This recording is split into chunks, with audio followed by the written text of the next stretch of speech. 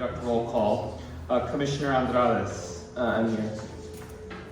Commissioner Field is absent today. Commissioner Fuentes. Let's see. Commissioner Lewis. Here, present. Commissioner Mack. Here. Commissioner Murray. Present. Vice Chair Sanchez. Here. Commissioner Schladiger. Here. Commissioner Stein. Here. Commissioner Thomas does not see. Commissioner Yap will be absent today. Chair Mesa is present. We have a quorum. Should I proceed with? Okay. I believe our special guest is here. Okay, so for members of the public, I want to let you know that the mayor is joining us today and will be addressing the commission and talking about some of her office's priorities in this process. So let's give a huge round of applause, please, to the mayor.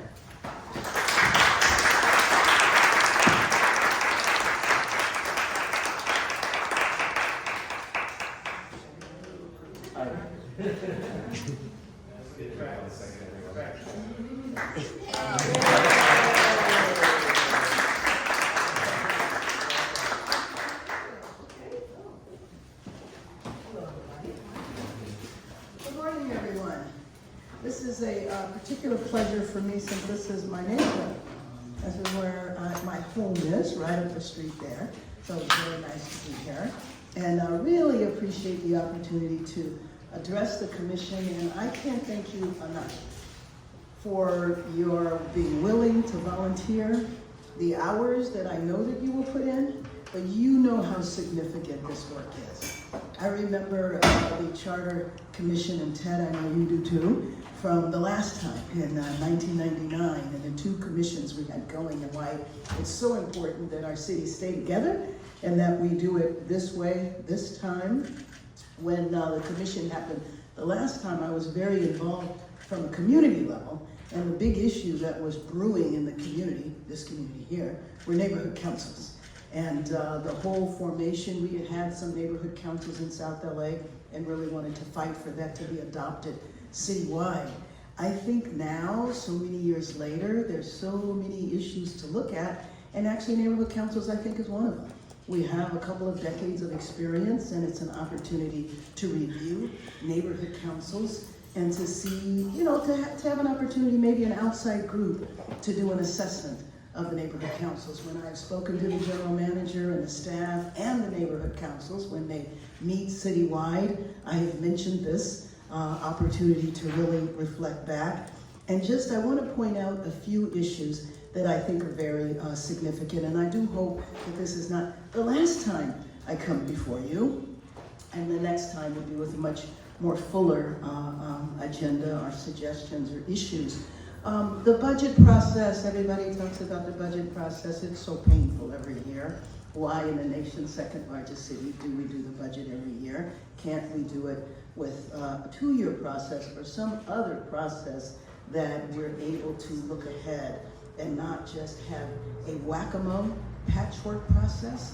And I will tell you that I think that one of the consequences of the way we go about budgeting, I think there are a lot of consequences, but one of it is our crumbling infrastructure.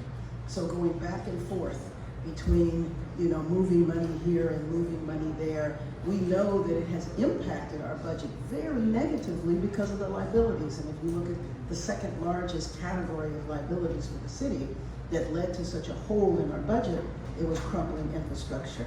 And maybe the commission can look at a long-term plan for how we deal with infrastructure that might be taken out of the process of elected officials. As long as there's term limits, we come and we go, and every time we leave, another council person or another mayor can go about things in a completely different manner.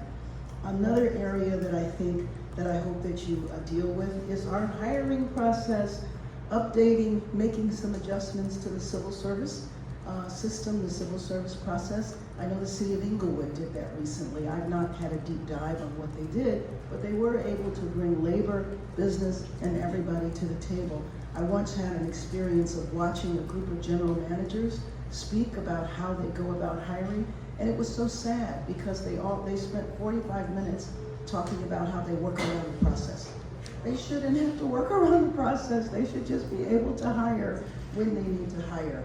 And then, you know, looking at some of our bureaucratic entanglements, and I'll conclude on this one, you know, maintenance to a single street, going back to how we provide basic quality of life city services.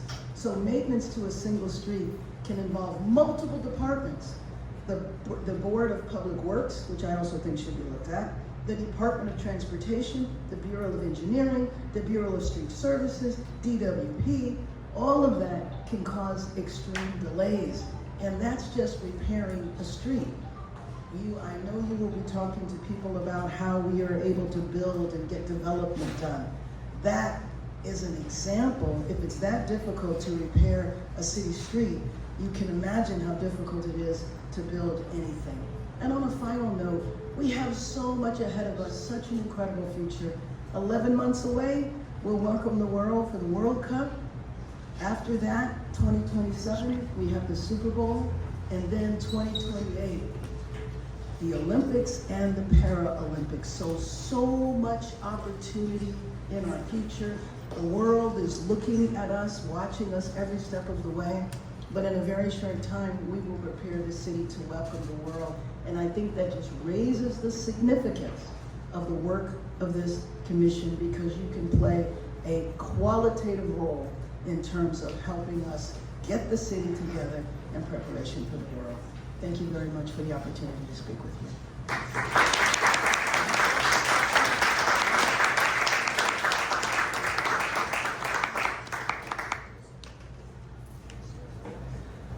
We now move on to multiple items of public comment. Speakers will have 1 minute for each item to speak and 1 minute for general public comment, a maximum of 2 minutes. Spanish interpretation is available, and I will invite the interpreter to speak on that. And if you could, I'm sorry, if you could come up to the mic, please. Yeah, thank you. Buenos días, bienvenidos a esta reunión. Si uno de ustedes ocupa interpretación en español, por favor indíquenos. Estamos sentados acá y les vamos a prestar nuestra atención. Gracias. Thank you. I'm going to hand it over to the Executive Director to administer public comment. Thank you, Mr. Chair. We have a list that is now closed of people who signed up for public comment. I'm going to read off your name. Please come up and you can speak at the lectern. State your name and state whether or not you're speaking for 1 minute or 2 based on either speaking on general public comment or on the item. I will start off with Tom Grillo. Please come up.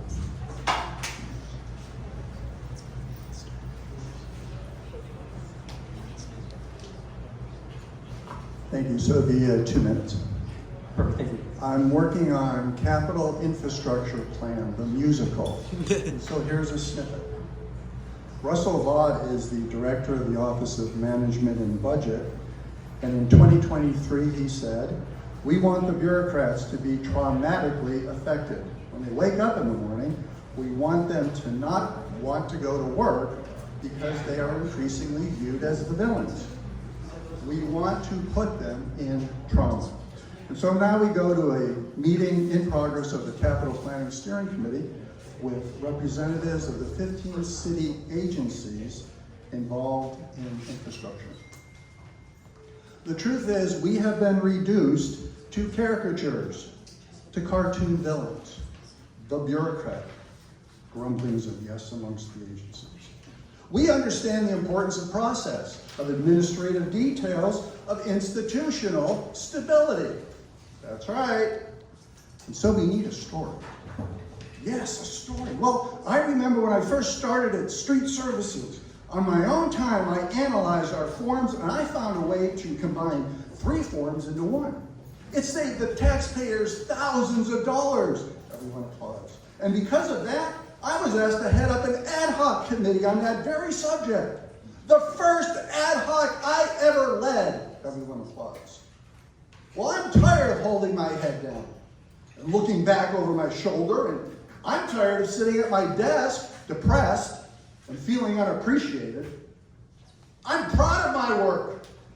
They all begin to chant, I am a bureaucrat, over and over. I am a bureaucrat, I am a bureaucrat. What I do is important, and I enjoy what I do. They all spontaneously break out into the song, The Joy of Bureaucracy, accompanied by very organized choreography. The song ends as they precisely... Thank you, 2 end minutes, on that's your stage. time. You're coming over with 2 words. Thank you, that's your time. Next speaker is Jack. Jack, are you still here? Yes. Oh, there you are.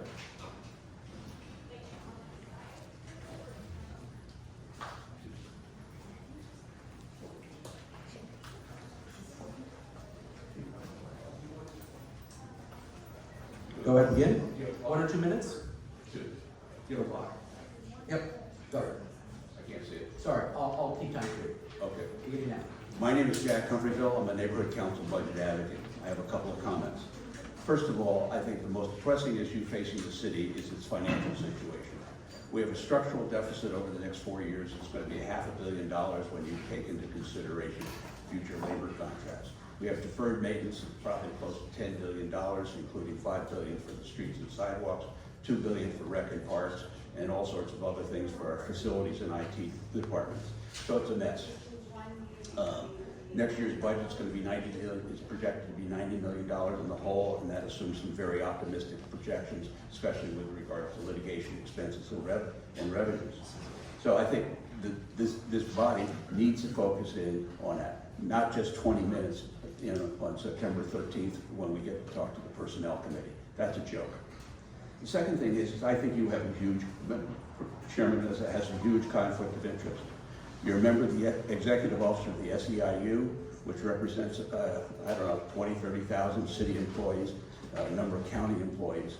And for the SEIU to be on this committee when you are negotiating with the city council, that just doesn't seem to be fair when you're financing and assisting in a number of campaigns.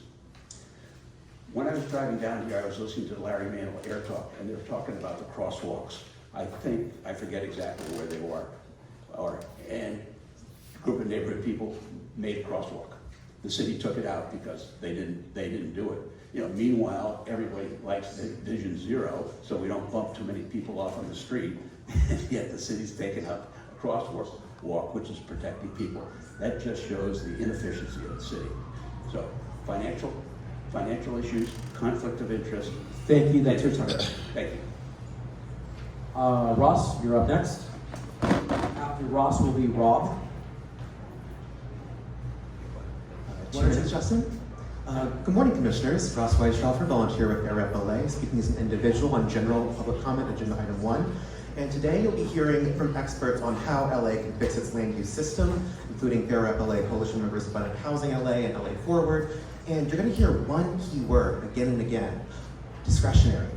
The project needs discretionary approval. It doesn't move forward because it needs clear, predictable rules. It moves forward because of discretion, because someone at City Hall said yes. And that turns every housing decision into a political football. And council members themselves don't actually want that football in their backyard. Eric Garcetti, after 12 years on council, once said, there's a theory that city council members enjoy having discretionary power for planning and development in their districts. I hated it. Many of my colleagues hated it. It's a myth that we at City Hall love this power and revel in the idea that projects must come and kiss the ring for approval. And some will say taking this power out of council's hands is undemocratic, but what's undemocratic is when the loudest, wealthiest voices can dominate meetings with council members' public hearings, while renters, workers, young families, future Angelinos who can't afford to make LA their home are left out. When one council office can kill a solution in their district to our citywide housing crisis, that's not a democracy, that's a veto for whoever can't afford to write the largest check. Democracy means having fair rules with public input that treat every project in every neighborhood equally, and then holding electeds accountable for those rules if they don't work, not horse trading projects one at a time. The future of LA shouldn't depend on who's willing to kiss the ring. It's time to end council's privilege over land use decisions, take off the ring, and let our city get to work. Thank you. Thank you, Rob, and I just want to note for the minutes that Carla Fuentes has joined us. 1 or 2 minutes, Rob? 2 minutes, please. Let me just. All right, go. On the issue of planning, I'm not sure how much discretion we can realistically pry away from our council members, but at a minimum, the council's ability to rewrite planning decisions should be eliminated. I am all for increasing development by right and limiting the time council has or commissions have to sit on a project. But we should think about who we are empowering as a result if we eliminate their discretion. Are we empowering the council president instead of the plum chair? Or are we empowering the mayor and their planning commission? On that note, with the exception of the independent redistricting commission that we recently approved, you must be an LA City voter to serve on a city commission, excluding a large chunk of our non-citizen immigrant population. The planning commission is exclusively composed of mayoral appointees. It's not so independent, not always the most qualified individuals, and most of them are forced to sign undated letters of resignation. In New York City, they have a diffusion of appointing authority. They have a diversity of perspectives. The mayor only appoints 7 of their 13 planning commission members. The mayor appoints the chair, who is uniquely also the director of the planning department. The mayor appoints 6 other members, and each of the 5 borough presidents appoints 1 member, and the public advocate appoints 1 member.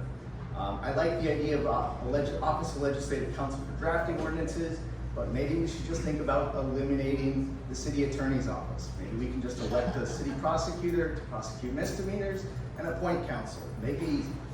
For public works, abolish the Board of Public Works. Let's get a manager in charge. I would hesitate. There is some suggestion from the mayor's office that council expansion would compound the lack of directionality of capital projects, etc. It depends. We'll talk about that on the 9th, and I think regional representation can address that. Lastly, I don't know if you've received your Brown Act training, but I would note that for the City Redistricting Commission, at their very, very first meeting, they had a city attorney presentation on the Brown Act, CPRA, conflict of interest, and over. Thank you so much, time. Thank you. I think we, Esther, I think I'm reading it, or Esther. After you will be Nicholas.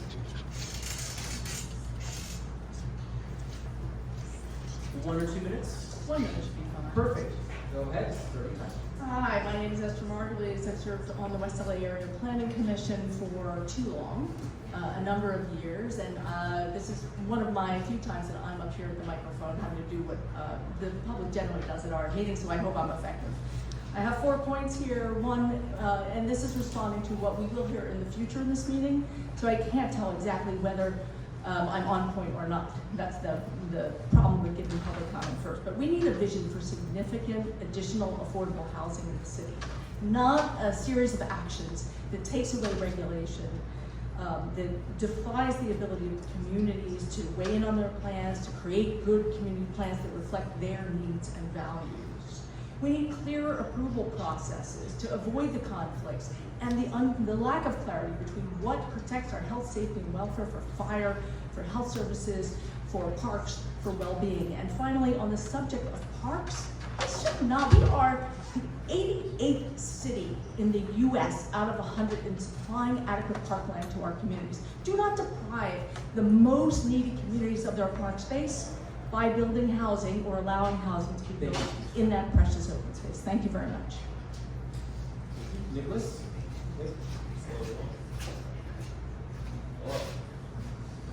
After Nick will be Damien, and then we'll have 2 additional speakers through opposition. Go ahead. 1 or 2 minutes? 2 minutes, please. Thank you very much, everyone. My name is Nicholas Caputo. I think I might be a familiar face. I've been at every single one of these committee meetings. I come here representing the Echo Park Neighborhood Council, and I also run a nonprofit of my own dedicated to making Los Angeles a more vertical, transit, equitable, and quite frankly, more affordable city to live in. One of the things we talk about as a neighborhood council member, especially on the Planning and Land Use Committee, is the paralysis of the city council to which we directly report. And a lot of times this is, despite seeing well-meaning field directors, contacts within the city council districts of which we live, we currently straddle CD1 and 13. Despite well-meaning, educated, and very well-intentioned people, they are often paralyzed by the sheer amount of responsibilities in front of them. And no matter how large a staff is, the opacity or the complex nature of all the different things they have in front of them provides kind of a delay or a barrier. And when we're dealing with things like housing or what we can get built in our neighborhoods, a delay is an eviction in many cases. So I come here asking, as always, for first and foremost an expansion of city council to what I believe should be every 10 years at the size of every census, a automatic resizing to the lowest odd number where no one council member has more than 100,000 residents or 100,000 constituents. I believe this to be something that would drastically reduce the workload required for a specific council to be able to take into account the needs of their constituents, to be able to make them more responsive to the constituents they have and also the neighborhood councils of which they oversee. But more than this, when we talk about discretionary, the ability for discretionary review, that, although it looks like a large amount of power, is a form of paralysis by adding yet another element to the pool. Thank you, John. Thank you. Damien?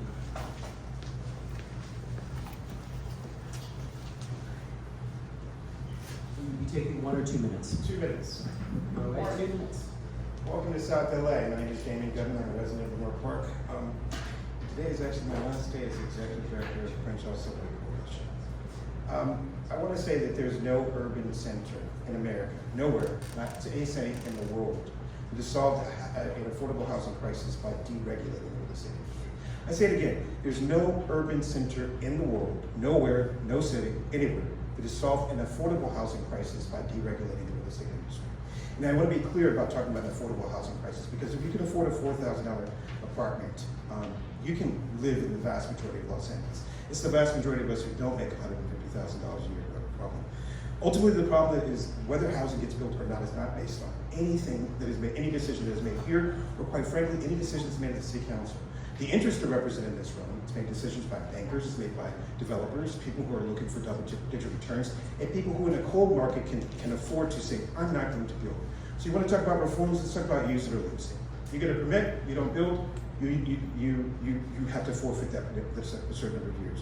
You want to talk about reform, let's talk about using eminent domain for the purpose of creating affordable housing, much like the hillside villas. My point is that there are many solutions. There are places in this world that have solved the housing affordability crisis, but they are promoting things that are far more progressive than anything that this city council will ever consider. And why? I'm going to use a bad analogy. It's because developer money is in the city of Los Angeles like AIPAC is to Congress. It does not matter how many millions of people can be starved. It does not matter how many children can be killed. You cannot convince Congress to intercept what's taking place in Gaza. And as long as we allow development interests to be represented either in their positions on boards or even to influence our elections, we will have a continual situation where people are basically, forgive again the example, where people are suggesting that we can solve an affordable housing crisis by building more market rate housing, which is like, quite frankly, having sex or pursuing virginity. Okay, thank you. 2 minutes. I think we had 2 additional folks. Is that it? No one else? There's more. I don't see anyone else's hand, so I'm just going to go with the 2. Go ahead and raise your hand because it's... Okay, just you? Okay, fantastic. Then we'll close the list. Others that joined late. That's why I'm asking. Yep, okay. Yeah, if you want to queue up. Fantastic, go ahead. Are you going to do 1 or 2 minutes? 2 minutes, please. Okay, your time begins now. State your name. Jennifer Goody, with City Neighborhood Council, speaking on behalf of myself as an individual. First, I want to thank you for allowing me to speak. I appreciate you having these meetings around the city, but it feels kind of like lip service when they're during the workday and the speaker list gets closed right when the meeting starts. We have a real problem with accessibility in government in the city, and it needs to be addressed.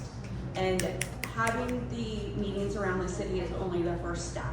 Like, the city council is attacking accessibility. They no longer allow remote comment. A lot of the commissions don't.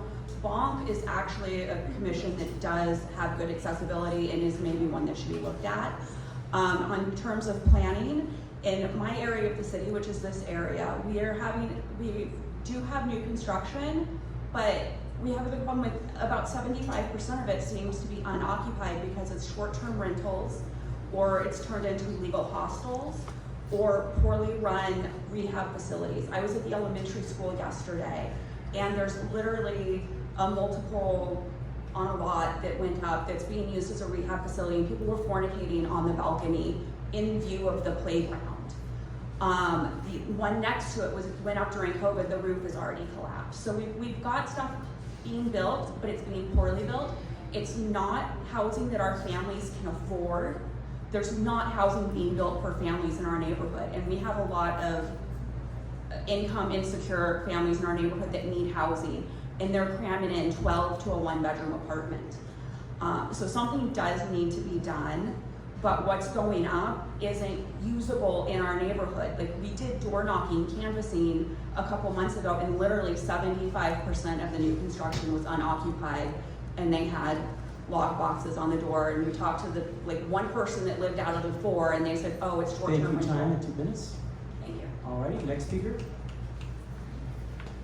State your name and go ahead. Yeah, I'm Mike Feinstein, former Sound Malcolm Mayor, 2 minutes.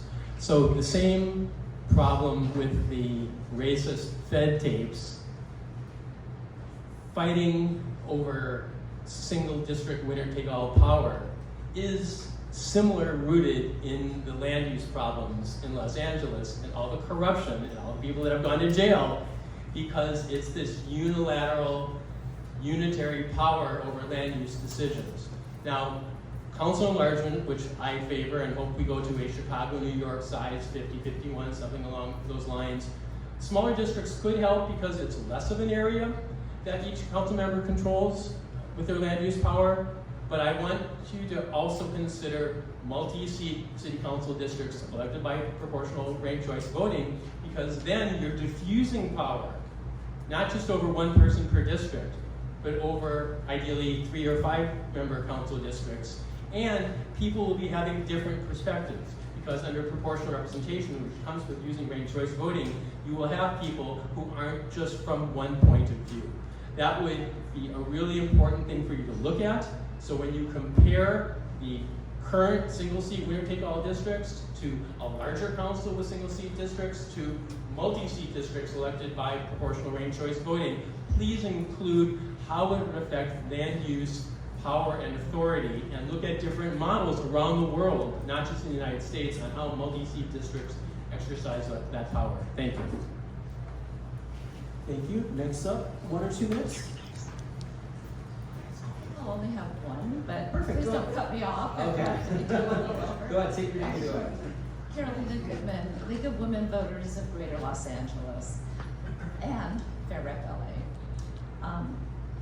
I first want to thank you all for doing this really important work. The issues that are coming before you are critical. There's too many, and I know that you're going to have to prioritize. But the League of Women Voters really cares about process. And someone earlier just spoke about remote public comment. How are we going to get people from around the city to give you important information unless that's possible? Timing, having the meetings on evenings and weekends would make it much more accessible. Please do that as often as you can possibly do that. And the final thing has to do with video. I listened to audio. It was terrible. And video is possible at City Hall and Van Nuys City Hall. So please make that happen. Thank you. Thank you. Jeremy, I see you're up. Anyone else? Last call? Fantastic. Jeremy, 1 or 2 minutes? 2 minutes, please. Go ahead. Thank you. Good to see everyone. Good morning. Thank you for making it out. Jeremy Payne. I'm a representative of Dallas, California, and a member of the RLA Coalition.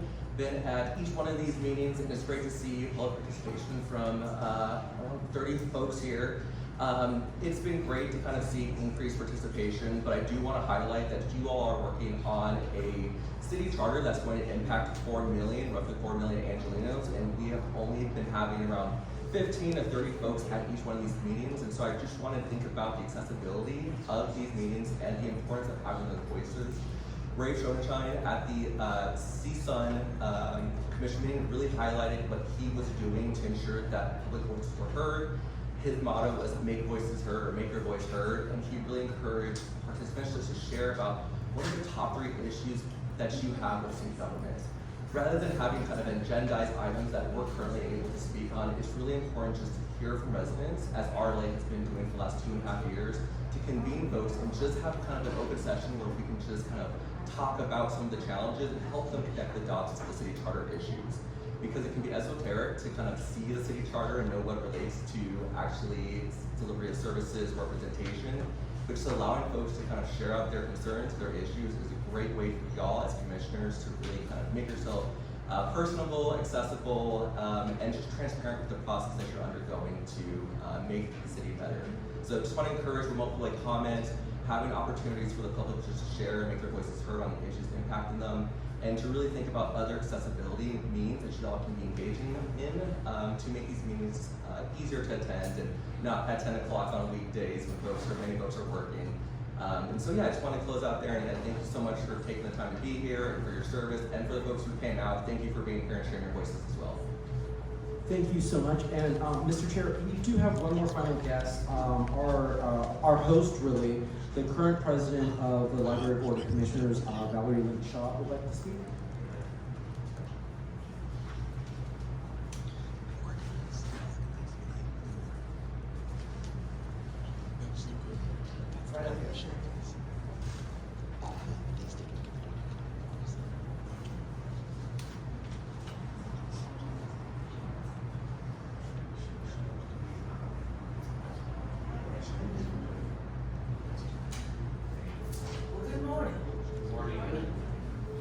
My name is Valerie Lynn Shaw, and I'm the president of the city's library commission. So welcome to Baldwin Hills Library. I'm sorry I missed the city librarian in the middle, but I'm retired, so I'm on my own schedule. But anyway, welcome to Baldwin Hills Library, which is one of our 72 branches in our library system. And I know we have our branch librarian here, Sarah. Was she introduced earlier? Well, let's give her a hand.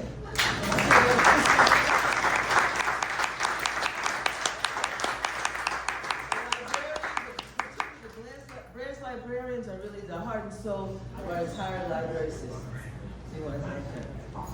So, as I mentioned, I'm also a retired city employee, having worked as a city council staffer, and for 17 years, I was a public works commissioner appointed by Mayors Reardon, Hahn, and Viragosa. I was the first African-American woman president of the commission and the second longest serving commissioner in its 120-year history. So, and hello, Ted Stein, good friend of mine. Now, also a couple years ago, I was on the redistricting commission. So I've had the opportunity to get a real sense of how government works. So here, I just have a few suggestions. But I'm speaking as a Lumberg Park resident, not the president of this commission, of the library commission. Number one, I hope this commission will think about charter language that will formalize a system that regularly reviews, plans, and implements citywide infrastructure maintenance and development activities. Number two, this commission supports the existence of the Board of Public Works. Managing the third largest department in the city is too large a responsibility for one person. Reardon had a director of public works and it didn't really work out because the city really is a family and you need to have the relationships and the understanding of city government in order for things to happen. So we need to continue the current system, which includes the input from the commission, the bureau heads, council, the mayor's office, and the community. Third, I would suggest that this commission have evening and weekend meetings to increase public participation. Number 5 and number 4, when you're thinking about increasing the number of council members, and I remember decades ago I was a council staffer, so I understand the ins and outs of that also. When you're thinking about increasing the number of city council members, please keep the increase to a reasonable minimum. It's been my experience that the residents don't necessarily want more government. They want government that is more responsible. Thank you very much.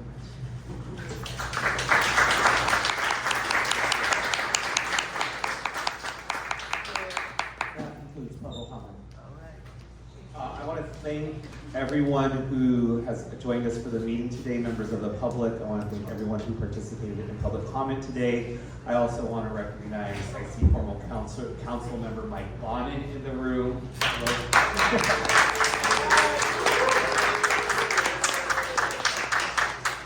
And I see other City Hall mayoral staff, and I want to say thank you for joining us as well. Can we give another round of applause to the entire library staff, please?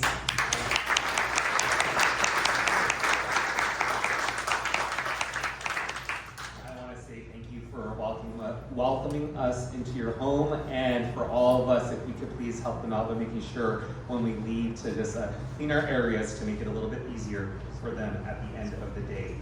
All right, we are going to move on to business. We now move on to approval of the minutes from our last meeting. Do I have a motion? All right, there's been a motion by Commissioner Stein. I'll second. Seconded by Commissioner Sanchez. Is there any discussion? Mr. Chair, if I, just really briefly, I just want to report out that the changes that made at the previous meeting to the previous minutes were accepted, and all is good, and so those are now for the record. Okay, seeing no discussion, without objection, the minutes are approved. Okay. Can I say something real quick? I think just noting on item number 3, Commissioner Yap's name is spelled wrong. And then in terms of, I think the vote, Commissioner Meza, please, if I'm incorrect, let me know. But I believe that your vote was for Commissioner Yap for second vice chair. That is correct. Yeah. Hopefully that's reflected now.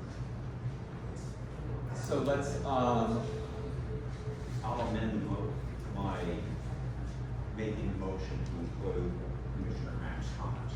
thank you, Commissioner Stein. Commissioner Sanchez also seconds.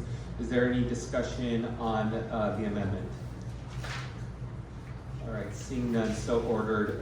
Let's just go through it one more time. Any discussion on the motion as amended? All right, seeing none, so ordered. Thank you, Commissioners. All right, we now move on to Neighborhood Council comments and community impact statements. Are there any present that have approved community impact statements relevant to today's proceedings?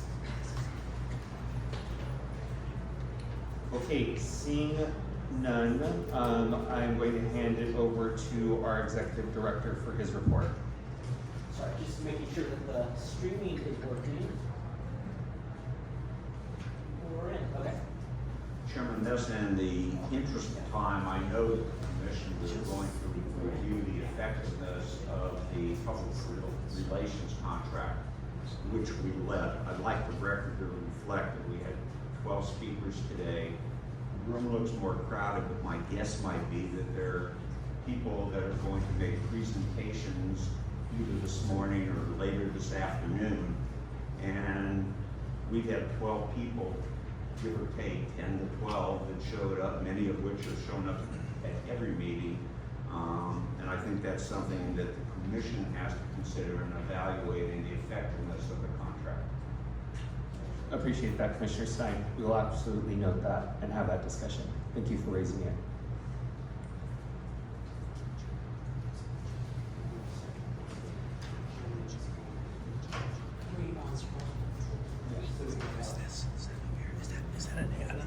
Sorry, Commissioners, we just have a small issue with the Zoom that we just checked on. Okay. While the Executive Director works on that, the Commissioners and to the public, you saw that we have a number of presentations today. We anticipate our meeting going till 3 p.m. on the early side. I would expect that it will go a little longer. So I will ask the following of the Commissioners, which is we do have a deliberation session that will be our next meeting, where we will be able to really dive into as far as if there are any recommendations that we want to have the staff move forward when it comes to potential charter changes. So I want to let you know that that's our next meeting. I do want to encourage all commissioners to ask clarifying questions to our presenters since they're here today. So there will absolutely be time for any commissioner to ask questions of our presenters. If commissioners feel the need to make any statements, I just ask you to exercise some brevity, because we will be able to opine at length at our next meeting. We definitely, for these study sessions, want to focus on just making sure we have information while the experts are here with us. We will allot 30 minutes for each presentation. 20 minutes will be for the presenters, and then 10 minutes for question and answers. If the presenters end their presentations early, we'll still use that full 30 minutes if there are additional questions that need to be asked of the presenters.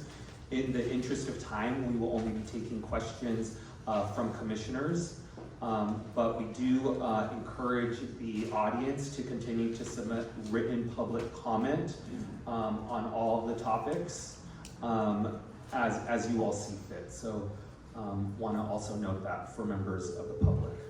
All right, I am going to hand it over to the Executive Director for his report. All right, thank you, Mr. Chair. And yes, we do have a very robust agenda ahead of us, including a short break in the middle. So we're going to get started right now with Geoff Thompson, Director of Capital Infrastructure, Office of Mayor Karen Bass, here for the first presentation.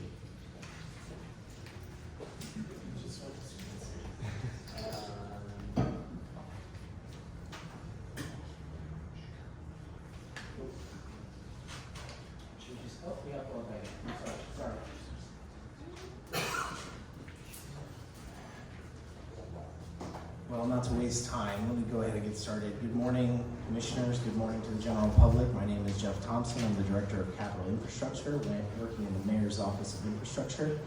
I do have written copies for the commissioners. I don't want to overwhelm you with paper, but we do have them next to Executive Director Ramirez.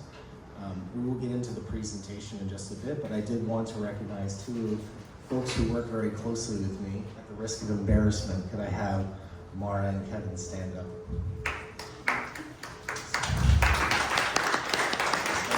Mara supports me on a number of initiatives. I wouldn't be here without her support, as well as Kevin, Lou, and so just wanted to give them a quick shout out while we address these password issues.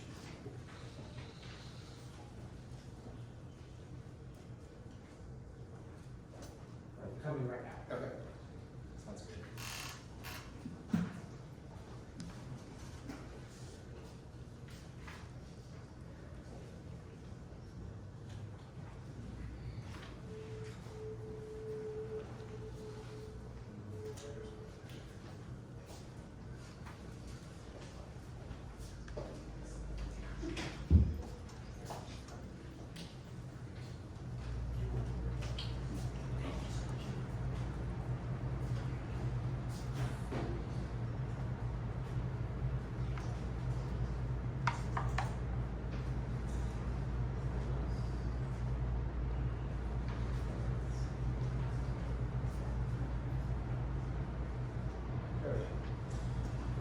All right, so this is kind of the high-level agenda we're going to be stepping through today. We're going to be talking about the mayor's leadership on Executive Directive 9 and how that's been informing the work for capital infrastructure delivery reform in the city of LA. We'll talk through challenges, things we've been experiencing in implementing Executive Directive 9, and then we'll end on a high note with some opportunities for the commission to consider.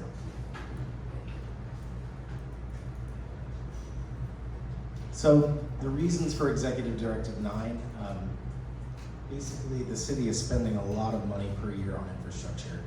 Between staffing and personnel and actual projects, over $1 billion. And we're not really doing that in a centralized, coordinated way that's clearly communicated to our voters about investments that are being made in the public right-of-way. We have more than 15 departments working in the public right-of-way in some form or another. And we are really doing this on an annual basis. So every year, I'll talk a little bit more about this ahead, we have a CTIEP. It's basically our compendium of projects that we do throughout the city of Los Angeles, but it doesn't clearly communicate how those projects are forwarding the goals that City Council and the Mayor have for our public works department. Capital projects are also not only driven by council offices, but we have a fragmented governance. We all know that in the city of LA. If we expand the council, there is a risk that if we maintain the existing governance around infrastructure, that we will have essentially even more fragmented governance and even less of a central plan to deliver capital infrastructure in the city of LA. And so what you've seen from the voters, and I'll talk a little bit more about this ahead, is that voters are expecting us to do more with our infrastructure and maintain our city better. And you'll see Measure HLA and other issues that have come up in the last few years. Voters are expecting us to do more with less. And so that's why the mayor released last fall, Executive Directive 9. And what it really sets forth for the next 4 to 5 years, this is a long-term transformation in the way that we're delivering capital projects, is it establishes a new governance, and it really contains 5 major goals that the mayor has to implement throughout the next 3 to 4 years to basically perform the way from top to tail the way that we're delivering capital projects. So I'm not going to spend a ton of time on the details of the slide, it's very detailed.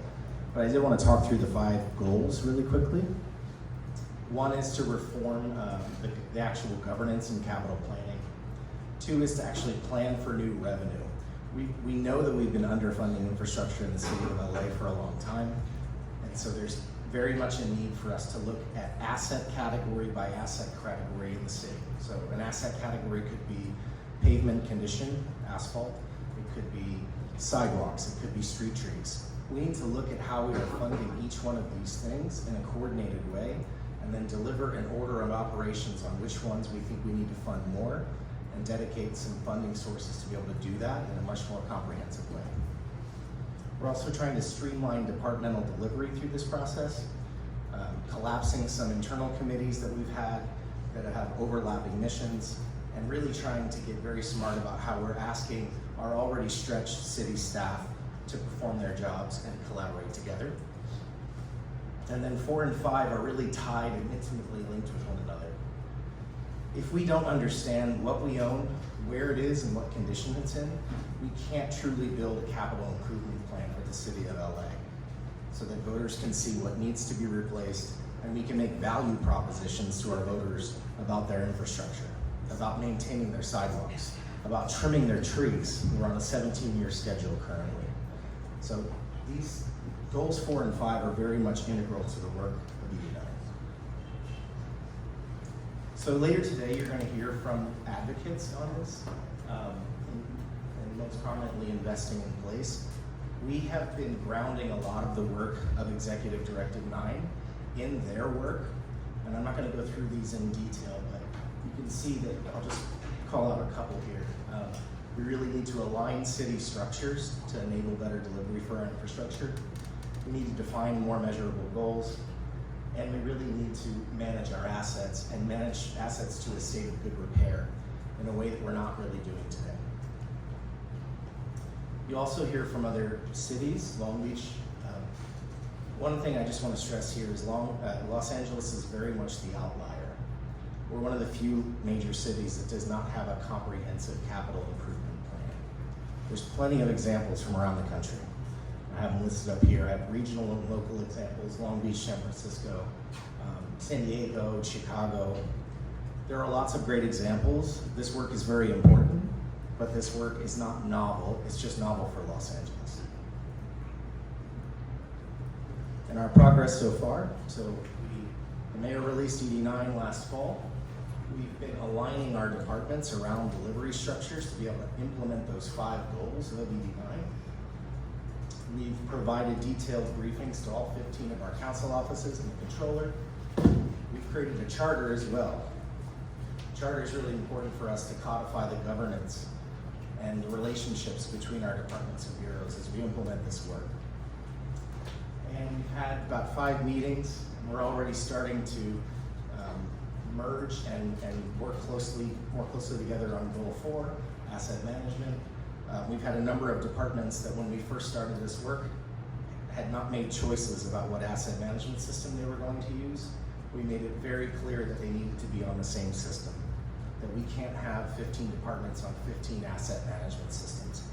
That systems coordination, although wonky, is very important for us to deliver these projects long-term and be able to collaborate across departments. So what are the challenges that we've been experiencing? Well, you'll see a preview of that here. Challenges around governance, unempowered departments, and budgeting.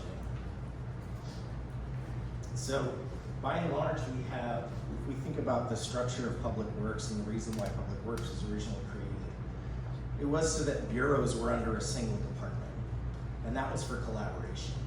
What we've been seeing as we've been implementing ED9 is that the bureaus are acting independently as independent departments, and that creates challenges for us as we implement these goals. Here are some specific examples of that. So you remember the 5 goals I talked through?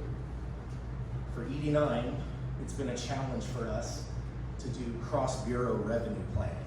So currently, each one of our bureaus and departments is planning for their future for ballot measures, for things to come back to the voters to ask for more money for. That's not being done across bureaus, that's being done bureau by bureau.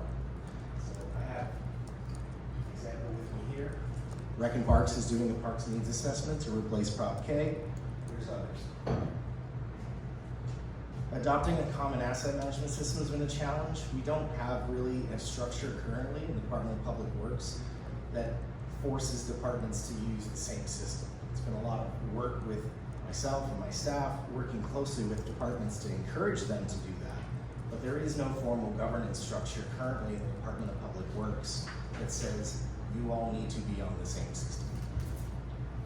And then compiling a CIP, that's a massive undertaking. There's a lot of departments that are involved.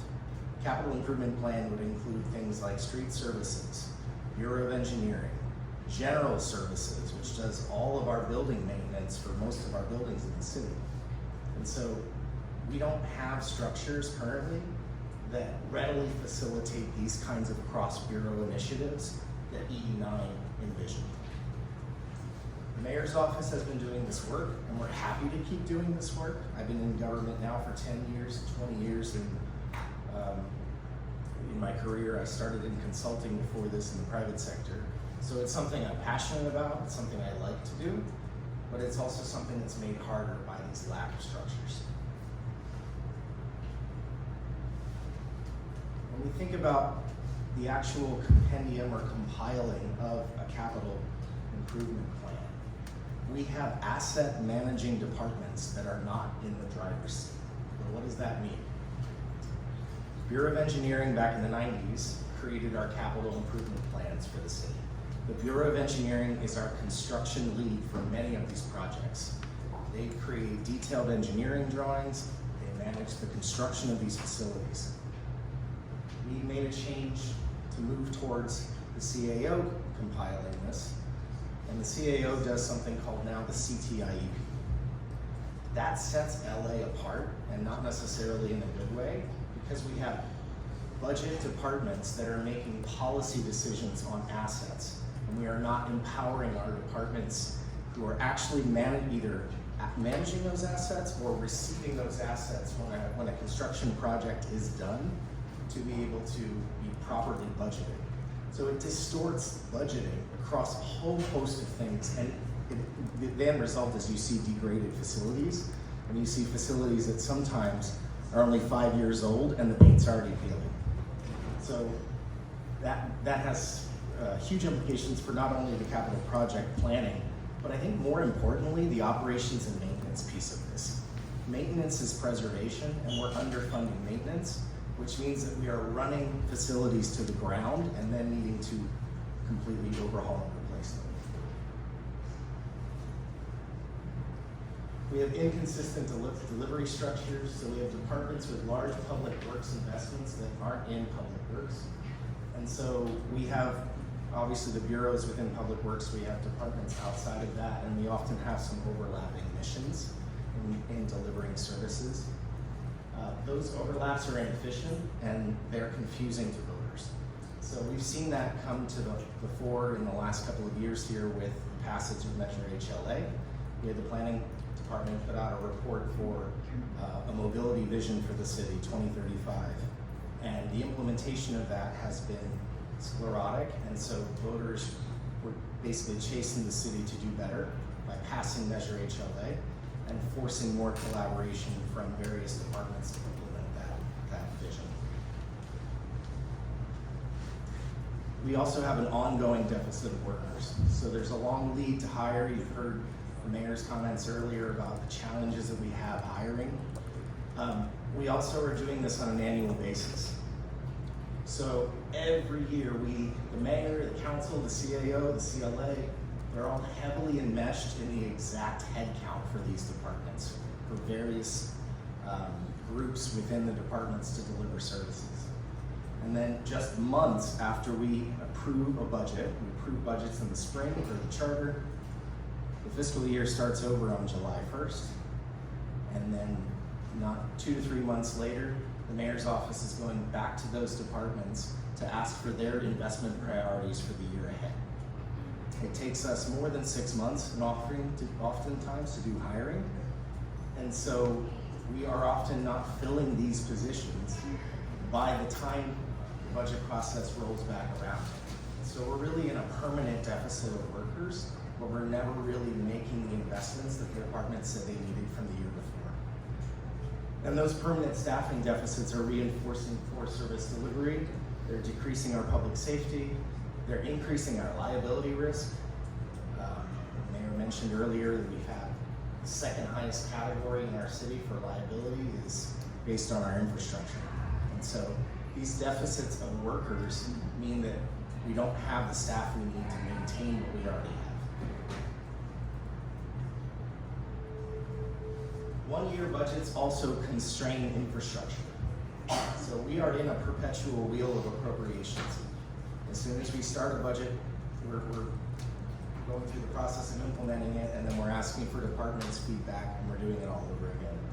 It just doesn't give us enough time. And it also commingles all of the operating budget with the capital budgets. In other words, when we take up an annual budget, we're taking up the operating budget for that department, all the staffing that that department needs to implement projects. But we're also considering all the capital projects too. That doesn't leave council very much time to understand how those capital projects are forwarding goals that they have previously given the departments to implement. Things like Vision Zero to reduce traffic fatalities, things like Green New Deal to increase the sustainability of our buildings and reduce the energy consumption. And if we look at the last year in particular, we all know it was a very painful budget year. We see that infrastructure projects and capital is often on the losing end when it comes to preserving headcount in the city. So it's very important for us to be able to preserve the workers to do the work. But in really lean budget times, what that means is capital project budgeting gets cut. And we're not able to advance projects as quickly as we would like to. And we all know that time is money, especially in an inflationary environment. If we're seeing projects go from 3 years to 7 years, that project cost might double over that time. We don't really have anything in the charter that recognizes how long it takes for us to deliver capital projects. It takes 3 to 5 years to do a major project. If this building weren't here and we needed to build it, it would take us at least 4 years to go through the planning process, go through the designs, go through the community engagement, all of the things needed that we need to do to make this building happen. So I'll end on a high note. Too serious for my own good sometimes. What are the opportunities? Strengthening our bureau connections is really going to be critical for us to help us through this process of infrastructure delivery reform. So if you remember the 3 goals I talked through earlier and how challenging they were in the current structures. We don't really have a level or a departmental structure in the Department of Public Works that could assist with or provide capital planning on a long-range basis. In other words, if we need to generate, and we will generate, a capital improvement plan probably every other year, who is going to do that? We can do it in the mayor's office, and we will for the next couple of years, but where should that process live ideally? We could say it's within the Bureau of Engineering as the lead, But if we really think about the bureaus, the 5 bureaus, and they're all invested interests in getting this right, it might live or it might need to live in a structure that does not currently exist, one that's maybe above the bureaus. Same thing with systems and technology. It's been a real challenge to herd the cats and get people all in the same asset management system, because every bureau has their specific needs. And while we have to take that into account, we also have to take into account that people transfer regularly between departments. And we want shared systems so that when we generate reports, we don't have to go into 3 or 4 different systems to do it. So what would it mean for us to create a structure that does that? Also, thinking about expansion, council expansion, non-council expansion, I think it's always an opportunity for us, we haven't done this in 30 years, to clarify the roles of the mayor, who is the executive, and the council, who is the legislative body. Because our departments are pulled in a lot of different directions based on the current governance. I work for the mayor, but my old boss is in the audience, Mike. I worked for Mike for 5 years. I worked for Councilmember Nithya Raman for a couple of years. I see it from both sides. I see that we have very invested and smart council members that want to get this right. We don't want to necessarily usurp power at the expense of the other, but their clarification of this would be helpful if we are going to put our hat in the ring and say we need a 25-person council or a 21-person council, because the departments are pulled in so many different directions. If we multi-year budget, that gives us more breathing room to actually understand the decisions we want to make around capital planning. So we can set department goals and actually give our departments time to implement those goals, whether those goals are around strategic reform or hiring. We need more breathing room to be able to do this. Otherwise, we're on this perpetual wheel, and it's a lot of work. Generating the budget every year is a lot of work. We could use that off time to actually consider a capital improvement plan, the 3rd bullet here. We would allow that time for the council to understand how those capital investments are forwarding their goals that they've given, those policymakers have given our departments to implement. And that's that distinction between operating and capital. Could we also potentially dedicate funding for infrastructure that's outside of the annual process, right? Whether it be some sort of infrastructure trust fund. Could we do this not only for the sexy stuff, which is building new things, but actual operations and maintenance? Those are the things that we are often underfunding to our own peril. We're underfunding them, which is increasing our liability risks. We're underfunding them, and we have to replace wholesale assets sometimes because they're not maintained properly. And so that could take several different forms. You could have a general fund for infrastructure. You could have it by asset class. You could say, hey, I really want a street paving fund that's going to be separate from the annual budget process. And that's really to improve the state of repair and give people more visibility and enable better infrastructure. And then just clarifying your bureau and department missions. We do have overlap in our departments and bureaus on what the services they're providing. So rather than thinking of this department should be in public works or shouldn't, I think it needs to be much more nuanced than that. There are lines of business that departments do that overlap with other lines of business. So we're really going to get smart about how to maximize delivery and minimize the stepping over of departments on top of one another. We have to think about it from a lines of business perspective. This department does these 8 lines of business. Out of the 8, 2 of them overlap with this other department. Okay, let's consolidate those lines in a way that makes sense. And really, the goal here is not only to go back to the beginning of this presentation, it's called orienting around delivery. It's about reinforcing accountability. Accountability for our departments, having one department or one bureau be the one source that is on the hook to deliver a good piece of infrastructure and maintain it properly. And it also puts accountability on our policymakers, on the mayor and on council, so that they can understand where their investments need to be made, and they have a single source to say, street sweeping wasn't what it needed to be this year. Oh, we have one department doing that. We have one entity doing that, and it's because we've been underfunding it for the past 5 years. So those are just a couple of examples. I wanted to leave some time open for questions. And with that, thank you. All right, thank you for the presentation. Commissioners, who would like to go first? Commissioner Stang. Hi, Geoff. Thank you for your presentation, which was very well done. I have a question. I actually have 3 questions, but they all interrelate with each other.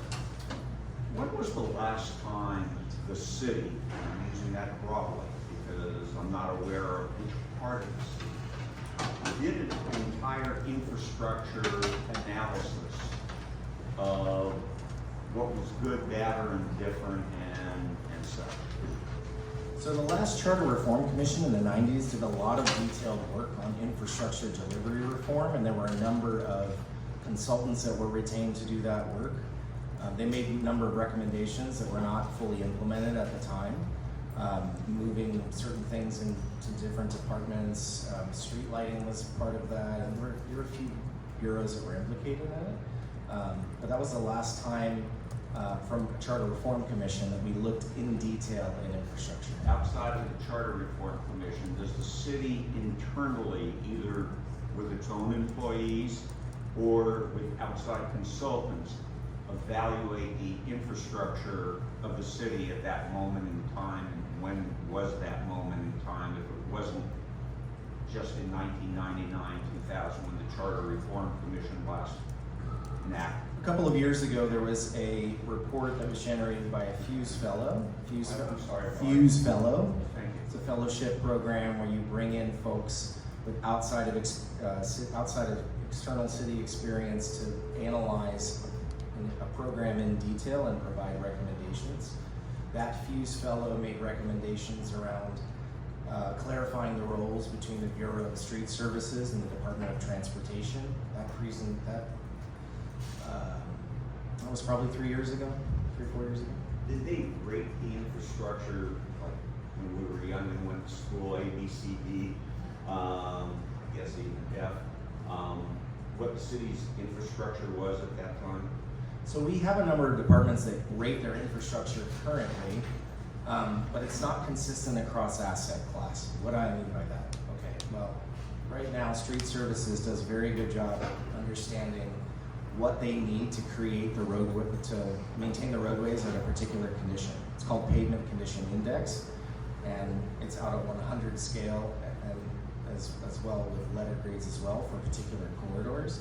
And we do regularly rate that infrastructure to reduce, risk of potholes and liability claims, and also just to maintain a good state of repair for our asphalt within the city. It's not done universally across the departments, across all of our asset classes. That's one of the reasons why we are implementing a capital improvement plan process, because a capital improvement plan will actually talk through those issues and break out by asset class what condition those asset classes are writ large across the city. Has the infrastructure improved or gotten worse in the 3 years since the last analysis was done? And I understand it wasn't on each individual bureau or department. There's a lot of different asset classes. I'd say some of it's has kind of held middling. So street tree trimming used to be on a much longer schedule. 17 years is actually better than we used to do. Other asset classes, it's gotten worse. Which is what about sidewalks, streets themselves? What's the sidewalks? We've seen a slow decline over time because the funding hasn't been there. The challenges we've been having from a budgetary perspective, we're not taking in as much money as we expected at the county and city level, and so choices have to be made. So it really depends on the asset class. But I would say street repaving. Street repaving, yes. Same as sidewalks. Yep. And with sidewalks, we have a whole other issue that I could probably spend 20 plus minutes talking about, known as the Willett settlement, but we don't have enough time for that. I have just one last question. I know, and this may not be related to your jurisdiction, the county has basically a county real estate office. So whether it's the airport or whether it's Department of Recs and Parks needs additional space, they go to one office and that office tells them, well, you could lease in A, B, C, D, and E, take a look at it. My understanding of the city is each department's sort of on its own and they try to find their own space. A, is that correct? B, why don't we have one central office that would help all departments within the city? I would say the closest thing we have to that in the city is General Services Division. They have a real estate division that does look across assets and ownership across a variety of both parcels, but also buildings. Thank you. Commissioner Murray and then Commissioner Lewis. Commissioner Murray. Good morning, good afternoon. First of all, I want to welcome everybody to Baldwin Hills Library. This is a library that I went to as a child. So I'm very happy to be here and see some of my friends from the neighborhood. How would a 2-year budget facilitate the improvement on the capital improvement plan? You talked about that, after 3 months, then the mayor's office had to meet with everybody. Could you give a couple examples? Sure. So one thing is just the facilitation of giving enough time for the departments to hire the staff to do the work. So the staff to do the work across all departments, but specifically for capital improvements, the staff needed to actually generate projects, bring them through approvals, and then maintain them once they're delivered. We're in that permanent deficit in part because of this annual budget process and going through and not having enough time to be able to implement goals that the council has given. I think the specific to your question around CIP, the idea here is that if you, let's say it's a 2-year budget process, on your even year, that's when you do all your operating budget work. A lot of the like head count, staffing in the departments, those kinds of things. And on the odd year, that's when you would have the council adopt and refine a capital improvement plan. So you wouldn't do it all at once the way we do it today. You allow that breathing room and those policymakers to have more time to digest what the CIP is doing and how it forwards their goals around sustainability, traffic safety, transportation, park space, green space, those kinds of things. Commissioner Lewis and then Commissioner Sanchez. Commissioner Lewis. Thank you, Chair Lisa. Geoff, great presentation. I probably have more questions now, probably more confused now. Certainly don't have enough time to ask all the questions I have, but I realize, excuse me, this might be outside of your scope of work, scope of duties, but so we have the example of Department of Public Works and all the various bureaus involved with. Did a great job of outlining the challenges. Are those challenges consistent across the board with other departments as far as you know? Are those challenges unique to the example you gave with Public Works? When I hear your presentation, the main thought I have is you have a whole bunch of cooks in the kitchen with, I don't know if they have real autonomy or not, or they're just kind of taking autonomy that they don't necessarily have. I'm not quite sure, but it seems to me that to Commissioner Stein's question, it just makes common sense that you have one entity responsible for making sure there are checks and balances across the board, particularly with budgeting. I don't know how all of these various bureaus just kind of do their own thing without being accountable to one another. That makes no sense to me. So, as I said, I have a bunch of questions that are coming out now. For my original question, my main question, to your knowledge, do these same challenges exist in other departments? Are these more citywide or are these unique? I think the way I can answer that is the Board of Public Works is a unique board in the city of Los Angeles. It is our only paid board, and it has a slightly different governance structure than, say, the Board of Airport Commissioners, which is a space I know and love and spent 5 years working for Councilmember Bonin, working closely with. That is a commission that's unpaid that also does the work of approving hundreds of millions of dollars of contracts coming through LAX. Anyone who's been through LAX in the last few years knows that it's up on the up and up, and that we're completely renovating that space. So we do have a lot of commissions that do similar work, but the Board of Public Works is a bit unique and it is a paid board. Commissioner Sanchez and then Commissioner Slatter is going to get the last question. Thank you. I'll be brief. Thank you, Chair Mesa. Geoff, thank you so much for your presentation and the work that went into this. Definitely have a lot of questions specific to hiring. We know it's a pain point, and I keep on hearing it from various parties. What is the current pain point, very briefly, and what are the recommendations to backfill and fill those positions which are important to keep government functioning? I think you heard the mayor earlier talk about some of those pain points, that the Civil Service Commission, or our civil service protections can be helpful and are there for a reason, but they also sometimes slow down our ability to be able to hire quickly. I'm not really prepared to discuss more than that. I think the mayor, and you'll be hearing from folks later today about what those recommendations are. Absent of that, I would say if we did nothing on hiring, that having a 2-year budget would still help us, or a multi-year budget would still help us, just giving that longer lead time we need going through these civil service challenges we have to do the hiring. Thank you. Commissioner Slatter. Thank you so much. Geoff, thank you for the presentation and the time and the thought put into it. You indicated that you had gone through a process to identify what you called your charter for out of ED9 to identify roles. A question related to that is a similar question I have for something you didn't mention that I know is important in project delivery as well, and that is contracting.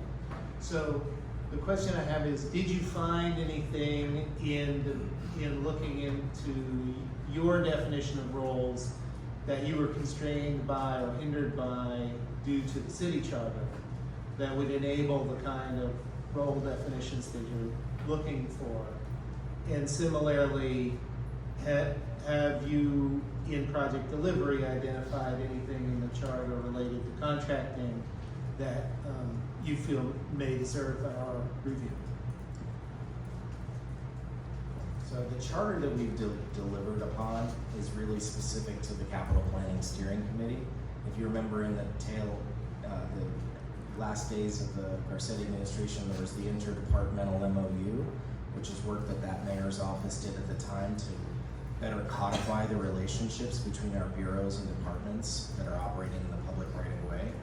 The CPSC, or Capital Planning Steering Committee Charter, is the next nexus of that. It is the next thing to formally and to continue to refine that relationship. I will say very much that work is not done. So if we look at what other cities are doing, if we look at San Diego, for example, they have governance structures around capital planning that we just don't have as a city. They have basically a group of acting departments that all work together and review projects as a body. We don't do that in the city of LA the same way. We have a couple of different bodies, but those bodies are primarily composed of the CAO, the CLA, and the mayor. None of those entities are operating departments. None of those entities are asset managing departments. So as we continue to refine the CPSC charter, we're going to be looking for opportunities to potentially codify and refine the governance around capital projects, and we'll look towards other cities to do that. For procurement, frankly, we've had so much work to do just in these last 8-9 months. We've just been using the existing procurement systems we've had already. So we, retaining or looking through for consultants through LADOT's on-call project list, for example. We haven't really delved into that piece on the CPSC front, in all honesty. Thank you. You definitely have done a bunch of important work, and that it doesn't detract from that. I do think there's an area there where there's potential for exploration as it relates to the charter. All right, let's give our presenter a round of applause, please.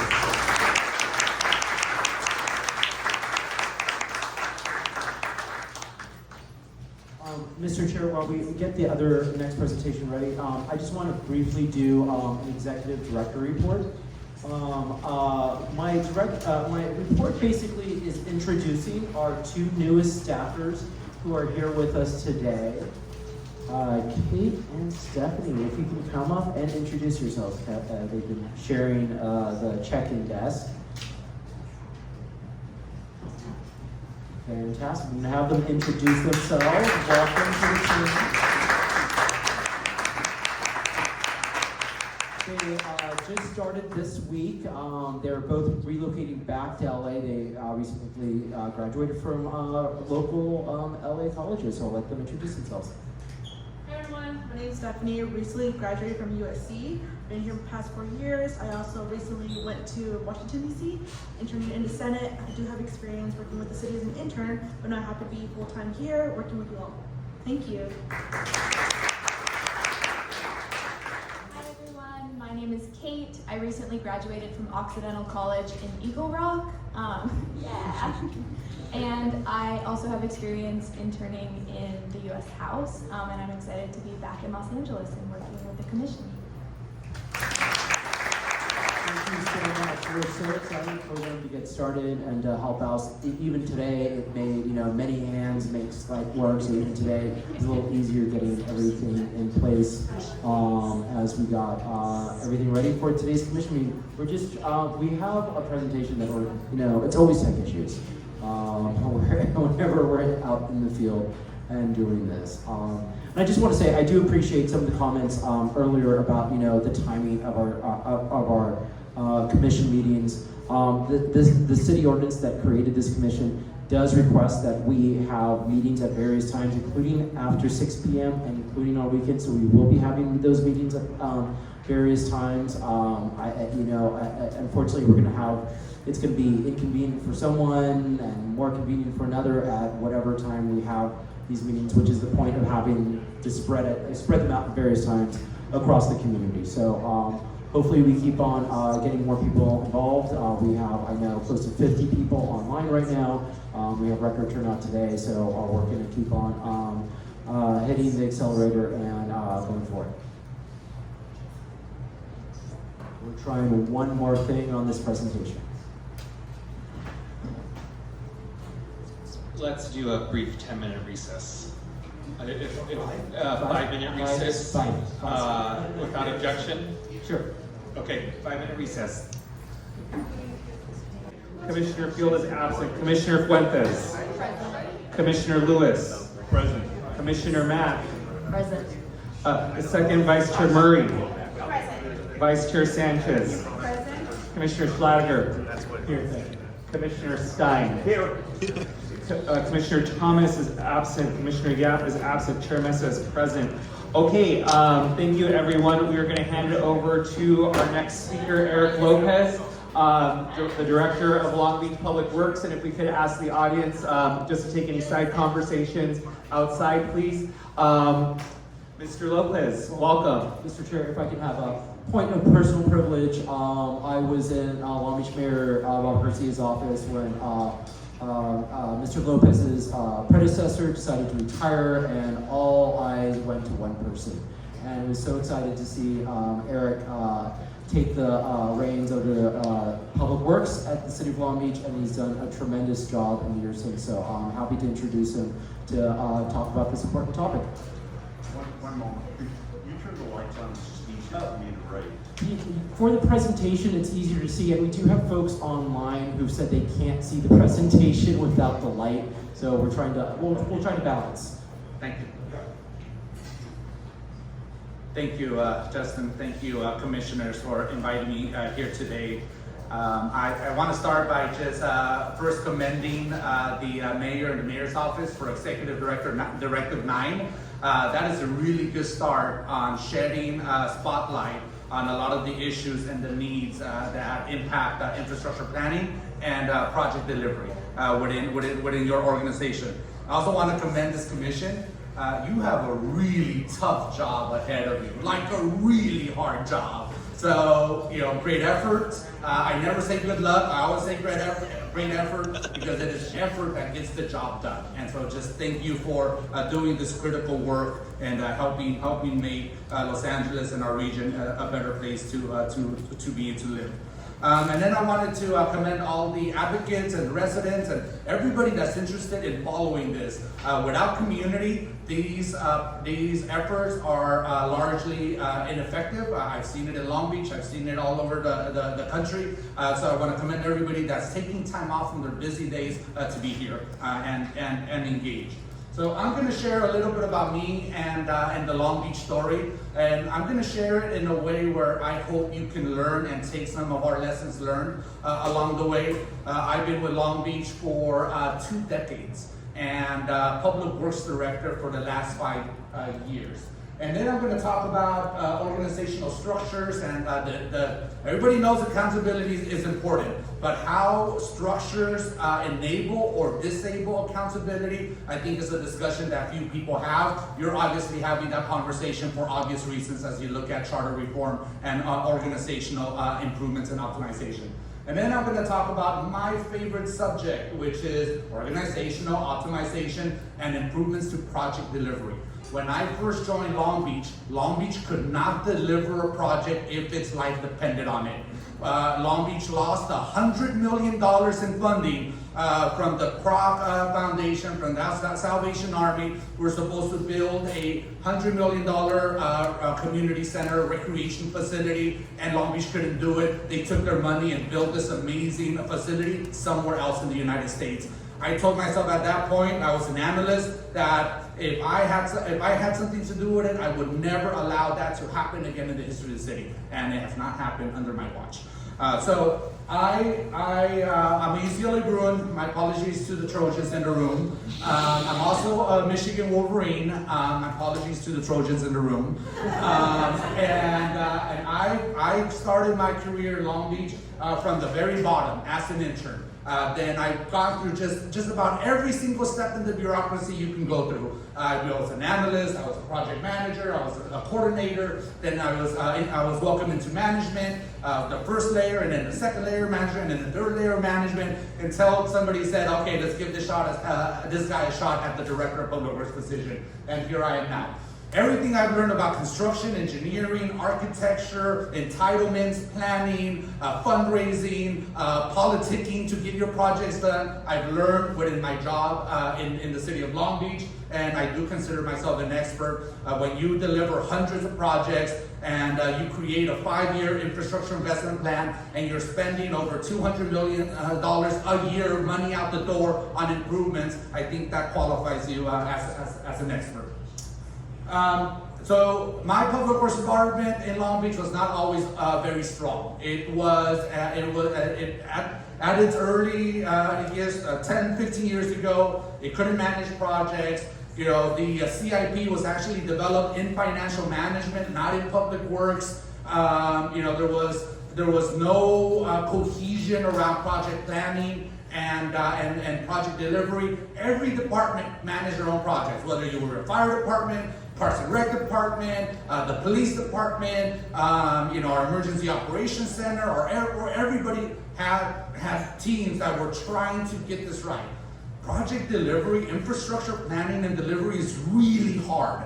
And taking it from start to finish takes a lot of hard work and expertise. And you know, if you're in it, you know that it is not an easy task. But our journey throughout the years has been helped by various charter amendments that were pursued. But the charter amendments happened while, you know, we were focused on making the organization stronger and better. So I'll talk a little bit about kind of where we're at right now, and then I'm going to get to the heart of the presentation, which is comparison and contrast to where the city of Los Angeles is right now. Everything I do, I always focus it on the mayor and city council's priorities. Every year, the mayor and city council tells us they either add stuff, take stuff away, replace stuff. These are the current council priorities that we've heard of. The brand new one they just added was infrastructure. And they've asked Public Works to play a key role in leading that. Well, I was already doing infrastructure pretty well, right? So, now they want to make sure that as we lead up to 2028 and beyond, that we are prioritizing infrastructure investments, especially as we continue to see the needs increase. So we're not the only city with aging sidewalks that are falling apart, with streets that are falling apart. We're an urban forest that's really challenging to manage. With tens of thousands of potholes that we got to deal with. We know that this is an issue that other aging cities throughout the state of California, United States are also dealing with. Wanted to share really quickly our structure. It is very clear that, you see on the left-hand side there our mayor and city council. And then, I am at the bottom right-hand corner in public works. And it is very clear that I, as an at-will employee, report to the city manager. So if I piss off the city manager, he can fire me tomorrow. And then the city manager reports to the mayor and city council. And if the city manager upsets the mayor and city council, they can fire him in a day if they wanted to. And then we all report to the electorate and obviously our residents. Very, very clear structure. You have city manager departments that I work with on a daily basis, and then you have other departments that have their own commissions, have their own budgeting process, but they're all still connected to the mayor and city council, and ultimately their budgets have to be approved by the mayor and city council. So it's a nice, clean organizational structure. This is my org structure for the Public Works Department. When I took over 5 years ago, we were at 500 staff. We're now at 700 staff, so we've been growing like crazy, hiring a lot of new engineers, a lot of new project managers, inspectors, planners, analysts, all intended to be able to deliver on the greatest infrastructure investment that Long Beach has ever seen in its history. So I got that opportunity to staff up. I'm not going to go through, here's my team. Without this team, we could not fill 50,000 potholes a year. We could not repair hundreds of miles of sidewalks. We cannot respond to flash flooding incidents, during some of the craziest winters that we've seen, over the last 3 to 4 years. I could not plan, build, design, and construct the hundreds of facilities that we're rebuilding, from libraries to our police academy, to brand new fire stations, to brand new community centers, senior centers. It is my 700 team that really allows all of that to happen. And I'm the one just steering the ship, making sure we're in the right direction. But I also held a lot of their jobs as I was coming up, so I know what it takes to really have the resources and be empowered to do a good job and build. So for my Public Works Department, these are my bureaus. Business operations handles budgeting and personnel, people and culture. We develop the CIP. So we do have an annual CIP. But we added a dynamic to it. We decided to do what we call an infrastructure investment plan. So in advance, we work with our mayor, city council, and the public to plan out when we have the money available, what projects are we gonna deliver for the residents. And we told them, we told them where, we told them how much they would cost, how much money we would need to get started. So that infrastructure investment plan, I'll talk a little bit more in a little bit. That gets prepared under my direction in the Business Operations Bureau. And then every year, as capital budgets become available, they fund those projects that we already planned for 5 years in advance. So every year goes. If anyone wants to add a project, they have to get full support from the city council. If anyone wants to eliminate a project, they got to get full support from the city council. If anyone wants to reprioritize a project, that is only approved by the city council. Nobody else has the authority. I can't move projects. The city manager can't do it. It's all structured in a way where we got to make it a little hard, because otherwise, as administrations change, priorities change, and then there's interest to change a lot of things around. Engineering Bureau does all of our bridges, flood control, stormwater management assistance, environmental services, refuse, organic waste collection, recycling, there's a whole lot of work there with our teams that happens. Project Management Bureau, I actually created that bureau, and it's the bureau that focuses on delivering all park CIPs, all of our fire station upgrades, our police facilities, our health department facilities, community centers, et cetera, et cetera. So that's kind of what started it all, and that's where it caused a lot of trouble and headaches for other department heads back when we were centralizing project management. Public Service Bureau does all the field ops, you know, the street sweeping, the clean teams, and Transportation Project Management Bureau, I just built that last year. I proposed it to the council, got approved. I said we need one unit where all street improvements are centralized, any right-of-way improvements, sidewalks, alleys, streets, any ADA, all of that needs to get project managed falls under one of my bureau managers, and they've been doing an amazing job. So I went through all of these, talking through them, so I'm gonna skip them for now. Here's our 5-year infrastructure investment plan, lbelevate28.com. You can look it up on your phone, on your iPad, on your computer. In here, we demonstrate $1 billion in projects, and we show you exactly where they're at, what stage in the project delivery cycle they're at, how much monies they have allocated, how much money we anticipate more, and then more and more we're connecting individual projects to websites so that when residents want to learn more, they just click on the project, they get sent to a website, and they find all the project-related documents, the budgets, everything that they need to get well informed on the projects. This was not easy to do. The city council didn't ask for the website. I pushed it on and I said, we need this. This is the future of communications with the public on infrastructure planning and investments. And the city council said, go, do it, Eric. And so we unveiled it last year. So we have our maps. Every single council district has a map that highlights their projects. We also have a citywide map where through little dots we show everybody exactly where the money is going for infrastructure improvements. I used to get accused of, Eric, you only recommend projects in one part of the city. I love putting out this map and showing you. What do you mean one part of the city? Look at it. We have projects every part of the city. And we've developed some creative categories that we track. And just, we like to add a little bit of color to our infrastructure planning and project delivery. So that's all part of our communication approach.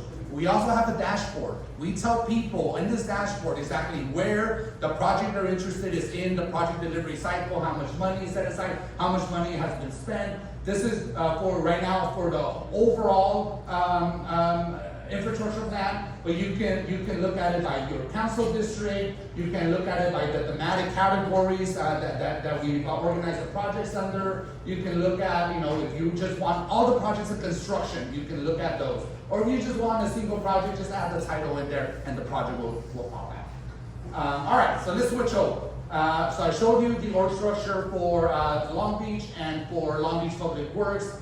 Here's the org structure for the city of LA. This is the latest one I could find for 21. I Googled like 10 different variations, and this is the only one I kept being censored, right? So there should be one for 2025, but there's not. So here you all should be very well aware of this structure. At the very bottom, charter department with full-time commission, that's your board of public works, and then you have your bureaus of public works under that. I'm gonna come back to that because this is a very unique structure. I meet twice a year with all the public works directors in all the large cities in the United States, and I believe you are the only one that has this type of structure.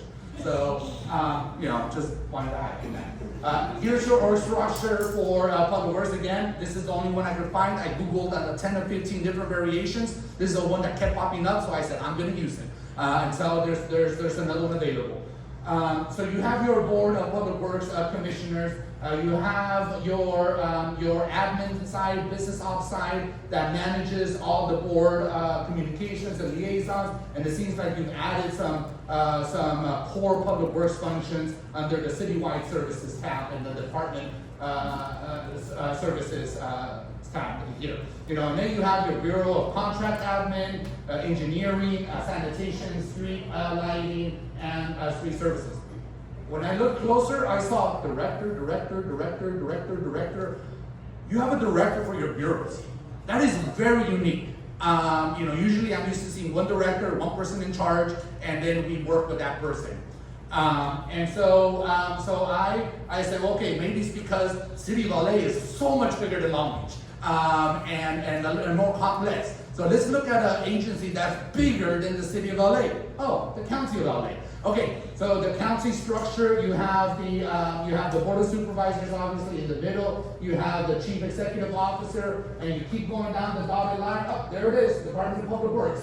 And then I pulled up their org chart, and we all know Mark Passerella. Mark does a great job at the county. He's been there for a long time. He's my good friend. And then he has his assistant directors, his deputy directors, and all of the teams that do the great work throughout the county organization. But it's very clear, Mark reports to the Chief Executive Officer. The Chief Executive Officer reports directly to the Board of Supervisors. So then I was like, okay, what I'm being asked to do and look will take me literally maybe 30, 40 hours. So I said, I don't have 30, 40 hours. So I'm going to ask ChatGPT to do a part of the compare and contrast for me. But I know, ChatGPT is like a really good intern. Sometimes it makes things up, and sometimes it exaggerates. So I spent a couple hours actually fine-combing through this to make sure that this intern didn't make something up or didn't exaggerate too much. So I'm going to leave this for you guys to consider as you go through your deliberations. I put in bold those areas that I thought were specifically important that you should consider. I started with Long Beach Public Works, and it operates as a single department within the city bureaucracy, headed by the director. I actually hire my deputy director, and I am appointed by the city manager under our city charter. And the city manager is the only person that could fire me. I collaborate with other city departments on a daily basis. We used to fight with community development. We used to fight with the city attorney's office. That is no longer the case. We have a organizational culture where there's a lot of collaboration. We still have our internal, turf wars, but it's done in a way where it's collaborative more than it's combative. And then we switch to the LA Public Works, and right off the bat, you have a Board of Public Works, 5-member body that sets policy, awards contracts, conducts hearings and appeals, oversees eminent domain issues, assessments, budgeting. I said, oh my gosh, that's usually what public works, what city councils do. Mayors and city councils do, and most other cities in the United States. So very, very, very interesting structure. Then you had that the charter mandates the Director of Public Works who enforces all the board rules, manages contract, departmental operations, personnel permitting, et cetera, but which one? You have 5 of them? 5 directors? So I think there's some inconsistencies that need to be further evaluated and looked at, and look for some opportunities. So we keep going. I'm not going to go through this. I think it's very clear where I'm getting at. So the final summary, in Long Beach we have a public works department that's directed by the city manager, and we do a lot, including project capital planning and project delivery. In Los Angeles, you have a more hierarchical and codified system with a statutory Board of Public Works. Really, a defined director, that's where I was like, oh, maybe ChatGPT kind of exaggerated a little bit. And distinct bureaus for all your services. But your bureaus really have a director. And in a way, considering how large they are, there probably should be a director level manager there in those positions. But, and I get this next, but they should probably have somebody that's leading them, that's guiding them, that's making sure they're working together, that's working with other department heads throughout the organization and the region, and pushing the goals of public work. So, what did I do in Long Beach? How did we get to the point where we're at now? We had to eliminate countless silos. I actually went on and I searched for every single budgeted project in the city. I didn't care if it was another department. I developed the spreadsheets and the list. I found them, and once I knew what was budgeted, I found projects in Long Beach that were budgeted decades ago, and the money was just sitting there, becoming less and less and less every year because of the way inflation works. So that is one of that has to happen today, and figuring out where you're at. You have $1 billion a year in infrastructure dollars. You know how much good you can do with $1 billion a year in infrastructure, just with a little better planning and project delivery. In Long Beach, I'm responsible. If a project fails, it's my head, right? If a project, if the community's upset, it is me heading to the community meetings with my teams to address the issues that are there. I know my time is running out, so I will go to my conclusions.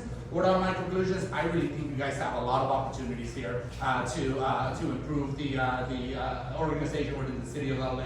I think you do have silos that need to get addressed, not just within your departments like Public Works, but also within the other departments in the city organization. And when you have silos, that creates toxic environments because everybody's doing their own thing and it's not collaborating. I think you have opportunities to simplify your organizational structure. I think you can there's things you can do to start focusing on better capital projects budgeting, procurement planning. The CIP, we budget our CIP independent of my operating budget. I have my operating budget and I have my CIP budget. Every project that we have that has been funded by the City Council is listed in what we call an all years capital improvement program budget. So we keep adding money to projects, but we show the public exactly what projects are funded and budgeted and how much money they have, and then when we need to add more money, we do that through the annual budgeting process. I know this has been talked about, but the consideration of a general manager or department head to consolidate your different bureaus and really help take a leadership role through Public Works. And then, I know you guys are talking about this as well, the evaluation of the Public Works Board roles, responsibilities, versus those of the Mayor City Council, and consideration of modifications or alternate models, governance models. So, there was a point where I started as an advocate, and I used to hate bureaucracy. I thought bureaucracy was the bad guy.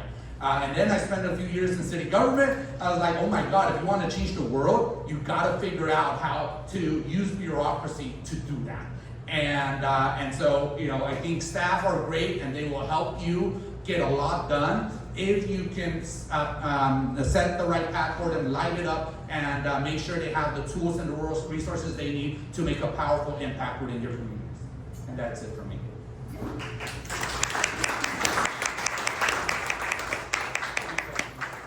We could turn back on the lights, please, and then let's open it up for questions. Commissioners? I have a fundamental question, Mr. Lopez, and thank you for an excellent presentation. How much of what you talked about is really charter reform, and how much of what you talked about is changing the administration of how things go? Because you pointed out Section 582. Yes. And I believe in the early 2000s there was a director of public works in the city, and for whatever reason that didn't work out. But that office is there. It's a matter of filling that office, not a matter of we have to recreate everything.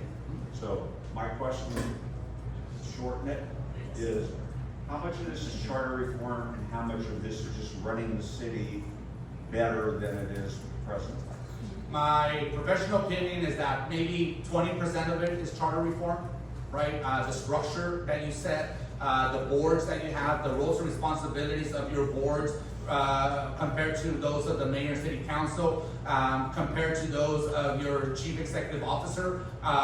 We have a city manager, we don't have a chief executive officer. So I think that is set in the municipal code. The municipal code only gets changed through the charter, but a lot of it you can do by ordinance. A lot of it you don't need a major ballot initiative. You can have your attorneys opine, but I've done a lot of the changes through the budgeting process, the public budgeting process, and council adopts them through an ordinance, and then we go from there. So I would say about 20%, really 80% is just structure and governance and preference. Sure. You may have touched on this, but is the city manager appointed by the mayor? And city council. And city council? It's a majority. He needs. It's a very interesting process every few years, and you need majority city council votes to appoint the city manager. And then one more question. You said that you have a one-year budget process, and you could tweak it Can you explain that a little bit more? Yes, so it's 2 parts. Part 1, operating, right? I give money every year for trash pickup, for recycling, to fill potholes, to do in-house work for my clean teams. That's the operating budget. Then we have what we call an all years CIP budget. And that's every capital infrastructure project falls under that CIP budget. And we put money in it on an annual basis, but it's in all years. It's perpetual. The money, unlike operating, does not disappear at the end of the year.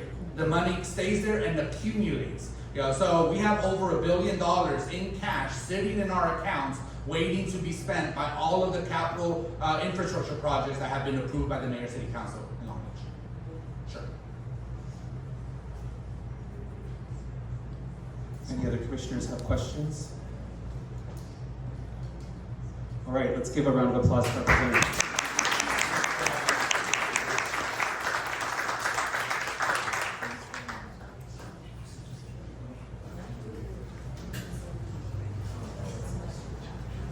Okay, we have one more presentation before we have our lunch break.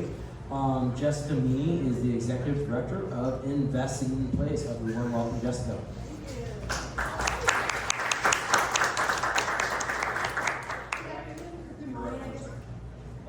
Mr. Executive Director, why weren't we given a presentation from either the 5 bureau chiefs that we have in public works, what actually happens in Los Angeles, to see if they could answer some of our questions that were brought up by Mr. Lopez? We can definitely have that at a later point. Yeah, absolutely. Or one of them just summing it up for the 5 of them working together. Okay, I'll take it away. Good morning, almost afternoon, everyone. My name is Jessica Meaney. I think we're figuring out what I can do.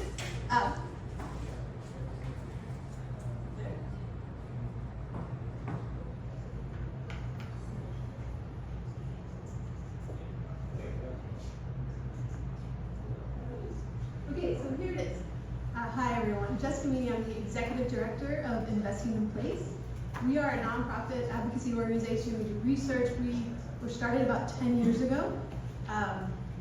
We are very focused on asking questions of where public dollars go, particularly around public space. My academic background is in urban sociology, so I'm really thinking about how governance improves quality of life, affects our communities, and provides the things we all want. Why I'm here today is I want to talk about some of the great work we just did the past year. We formed at Investing in Place this Public Space Leadership Council.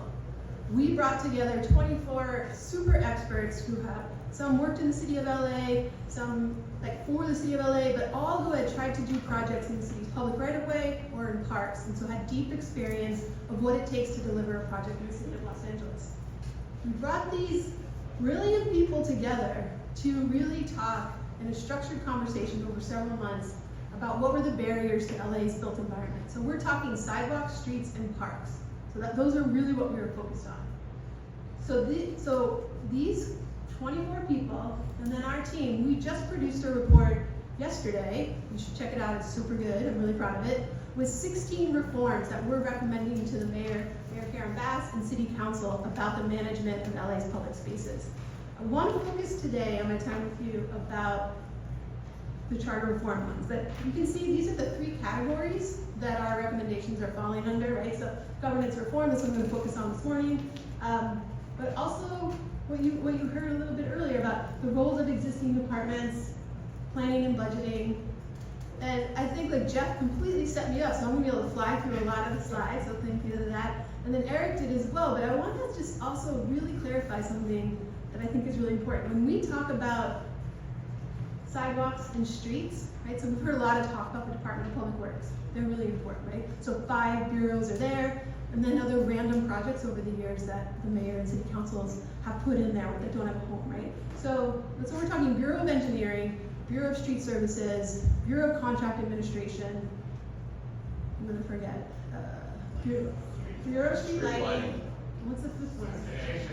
Oh, Bureau of Sanitation. It's a team effort. Thank you. But so I am someone who really cares about sidewalks. sidewalks. I like to walk everywhere, I don't really like to drive, I'm a bus rider, all of those things. So I've been really focused on why the heck the city of LA sidewalks are so broken. I was doing a lot of work around looking at Department of Transportation, figuring they were the agency that's managing it. Well, they're not. So the Department of Transportation exists outside the Department of Public Works. The Department of Transportation manages everything in the roadbed, so they're striping, they're putting in the crosswalks you heard about on Larry Mantle, they're doing the traffic signals, they're running the dash system, they're doing a lot of really important things. They're monitoring the taxis and all that, but you know what, they're not doing nothing on the sidewalks. So our street trees, our street lighting, our public bathrooms that we have in the public right of way, all these important things are happening in a whole other department. So when we talk about lots of different people in charge that aren't coordinating, not only are they not coordinating in public works, but then you got DOT over here. So, and then we have the Parks and Rec, we're managing them. So there's a lot of challenges. And that's really why we've really zeroed in at Investing in Place on this #1 recommendation. Amend the charter to mandate a 5-year capital infrastructure program. Simple as that. So we're so excited about ED9 and what the mayor's office is doing. But I think those of us who've lived in LA for a while, I've seen a lot of great executive directives come and go. I remember when Antonio Villaraigosa had the transit-oriented corridors executive directive. He brought his cabinet and really smart people together. I remember when Mayor Eric Garcetti had Vision Zero. That was a great executive directive. So excited to see Executive Directive 9 from Mayor Karen Bass. But executive directives come and go. And we really want to do structural governance reform on how public dollars are allocated for our public spaces.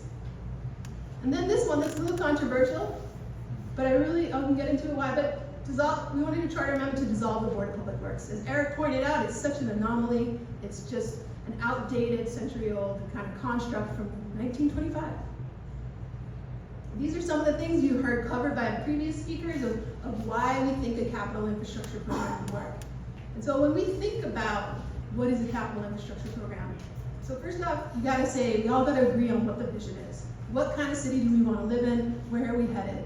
We gotta figure out how much, what state are our assets in, right? We heard Geoff talk about asset management. So the city of LA has 9,000 miles of sidewalks. Maybe, no one's really quite sure, because we don't have an inventory. And the question I heard too about what's the state of our assets. I don't know. Like there's not really a clear understanding of what the conditions of the streets are. Pavement quality is one thing the city tracks really well. But there's no, and the CIP requires what are our assets, what conditions are in, what do we want to prioritize, and then it's about the money. So we think of a capital infrastructure program really as a 5-year budget. But what's really important, though, I just want to take a minute to catch my breath and remind myself, is that what's really important is you're starting with #1. What do we want in the city? What are our policy goals? What do the mayor and city council agree on? What do community members want? And then we're tying it to money. I don't know about you, but I've seen a lot of plans in the city of LA that I totally love and are super good. Never have a budget plan. Never have an implementation plan. Green New Deal, Vision Zero, like a lot of things I've been involved in. You've heard, I can breeze through some of these, you've heard all these problems, right? LA is wild that it budgets 1 year at a time. And a process mashing up capital and operating dollars, right? So Long Beach does it, Santa Monica does it, all the cities tend to do, 1 year they update their operating budget, right? What kind of staffing levels do we need to do all this work? And then another year, they're updating and refining their capital infrastructure program. Also, one thing that I'll talk a little more to when I get into it is this capital planning office part. There is no place in the city of Los Angeles that's developing projects from a strategic plan, from a long-term vision. Typically, capital projects come from really awesome city council staffers or really inspired, really great people, but they're all isolated and piecemeal. And then this $1 billion, I want to take a beat and just talk about what we heard about how much money is going into the city's public right-of-way every year. So we've done a lot of research on that, and that's like, we're talking all locally controlled dollars. So while there's a lot of anxiety, I know in my house about what's going on with the federal government, the immigration raids, we had a tsunami warning last night, devastating fires, so many things that feel so out of our control, but our mayor and city council are in control every year of $1 billion at least going to the public right-of-way. Now we're just kind of throwing around here or there based on who's got a good idea at this moment. I think you've heard all of these points, right? So the system is broken. And just a little background on me, so I've been doing a lot of work in the nonprofit sector around these issues for about 15 years. Before that, I worked as a transportation planner at our Southern California Association of Governments. It's over the years I was working on like, how do we get better bus stops? How do we get our sidewalks fixed? How do we get better, all these things? And I kept trying to fix different policy issues as a researcher and advocate, and just came up bumping against the entire system is broken on the management of public dollars. I think you guys know all these things, right? So these are some stats we sometimes rattle off, but if you've been out in the public right of way or in our parks, you know this, you feel it, right? So I think Geoff mentioned it's now 17 years to trim the city's trees. The best practice is 5, right? But we brought it down from 21, so that's good, right? Last fall, Steve Lopez did some really powerful articles on the state of the city sidewalks.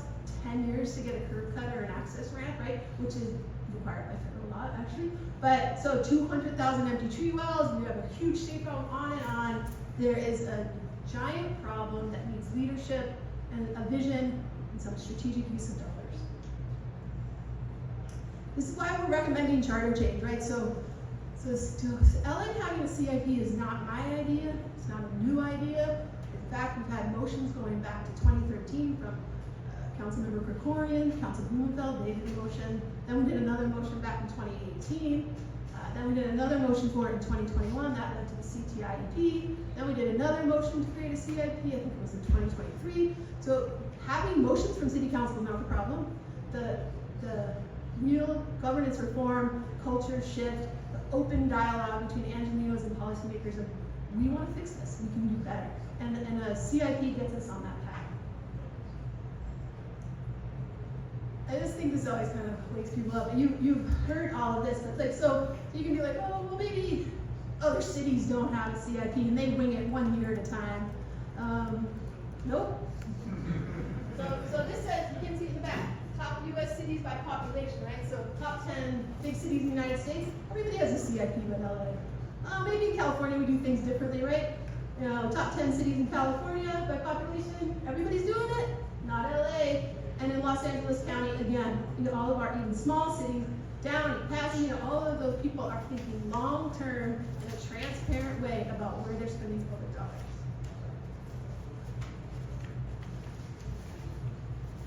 One other thing I haven't mentioned too that I think is really powerful about a capital infrastructure program, again, these are something that gets updated several years and they grow and they refine, and when needed, react to emergencies or other crises. But the public gets to know where the heck their dollars are going, and they get to know what's being planned in their neighborhood. I don't know about you, but sometimes I've gotten notices about like one project down the street is doing a stormwater capture or something really exciting, or a park's being done. And then a couple months later, I'll get like something in the same area, but completely, you can tell they're not working together. And very few Angelinos know what is coming for their neighborhood because there is no strategic plan to look at. There is no project list for anyone who wants to know, is their neighborhood going to see an investment anytime soon? These are some of the recommendations that our Public Space Leadership Council came up with on when we think about what a CIP would look like.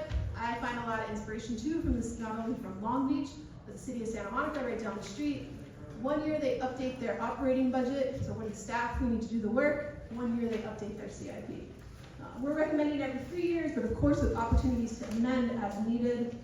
Also, I think Geoff mentioned a little bit of Minneapolis or San Diego, I think you were talking about. Big fan of those. They actually have a citizen advisory committee that weighs in on the projects and the priorities of the CIP.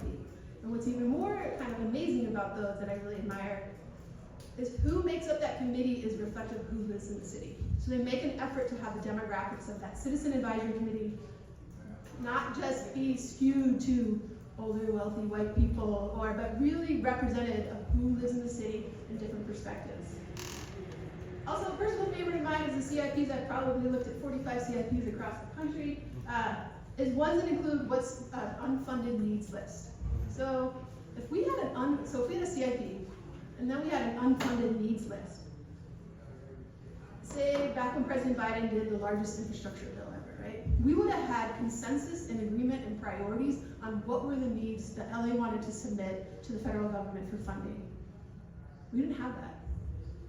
And I just think that's a really big deal that projects like, so, and also what happens with not having this advanced planning work for infrastructure, every time the state has like, oh, call for proposals, a grant funding opportunity from the state, it's a scramble.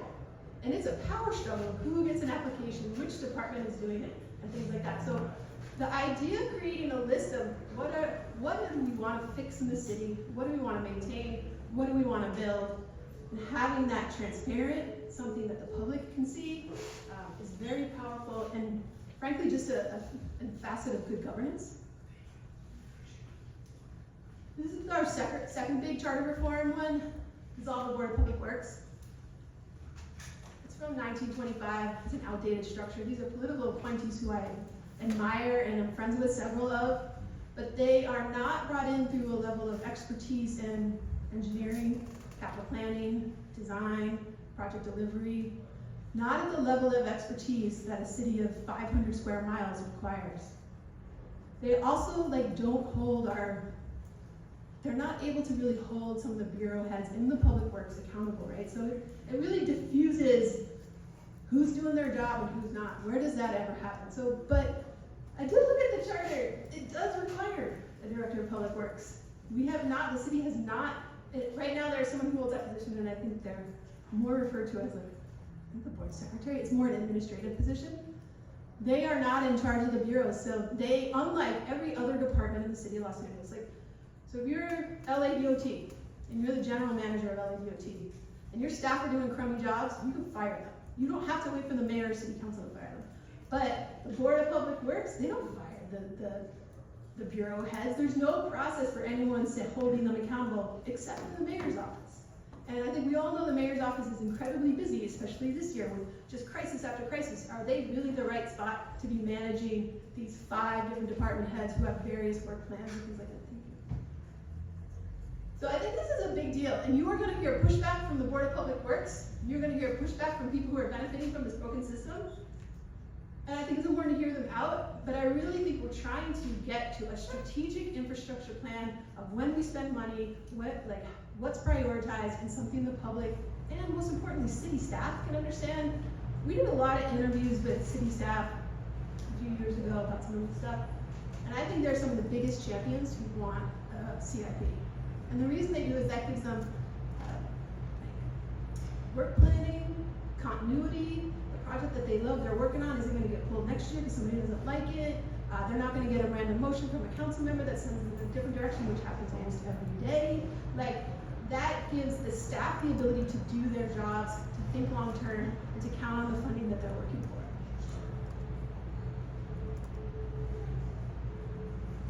Some of the other things that we think about. So as I mentioned, our report that I love, you should check it out, super good, from all these beautiful people, some actually in this room right now. We had 14 other reports that I think are really interesting. And one of them is this. Explore LADOT merging into public works. I'm not sure. We put explore, we picked that verb on purpose. It should be discussed. But that was something that was brought up in the report that Geoff was mentioning, that someone did a research on the state of the city's infrastructure. That was their #1 recommendation. For various reasons, there's a lot of things to ask about that. But a lot of other cities keep everyone, like we heard in Long Beach, under one umbrella. Also, our group had a very lively discussion over several meetings about new funding. A lot of people are concerned that throwing funding, money at the problem without doing the structural reform isn't going to get us the outcomes we want.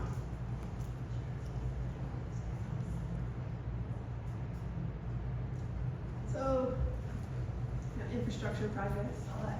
I don't know, what really motivates me and inspires me in this work is getting the government to work for the people, creating a city where people can walk down the street with their kid and there's maybe a tree that gives them shade and they can go to the store, they can walk to the park and hang out and the pool is working.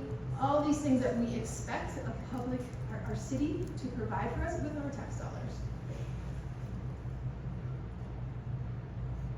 There is actually one, I don't know if also this thing, I just don't want to just take a beat to talk quickly about the liabilities.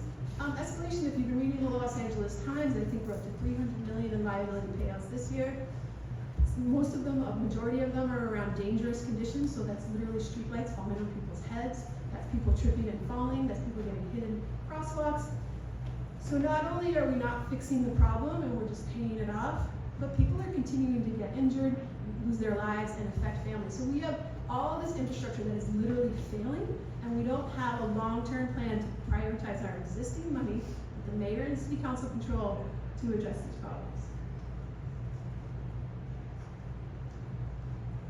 And why now, I mentioned this earlier, one that really resonates with me is that I feel very overwhelmed with some of the things I see happening in world politics and national politics, but this is something our mayor and 15 council members and all of us in this room, and all the people who wanted to be on our leadership council, all the people that reach out to me and say, what do we gotta do to fix this, want to fix for the city they love. And also, of course, the big ticket item, right, the Olympics, and all these important things.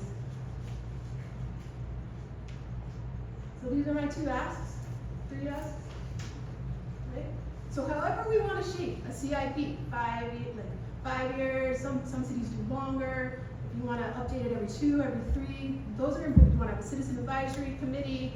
Do you want, like, those are all details to be hashed out. But if we need to make this a requirement as part of the way the city of Los Angeles operates, on the value of good governance, come into alignment with what every other city is doing, what universities do, what hospitals do, what the Central Library does, what LA Public Library does, like, what do we own, what condition it is in, how much money do we have access on, and how do we want to spend it? And that's a wrap. So thanks for listening to me, and happy to talk more.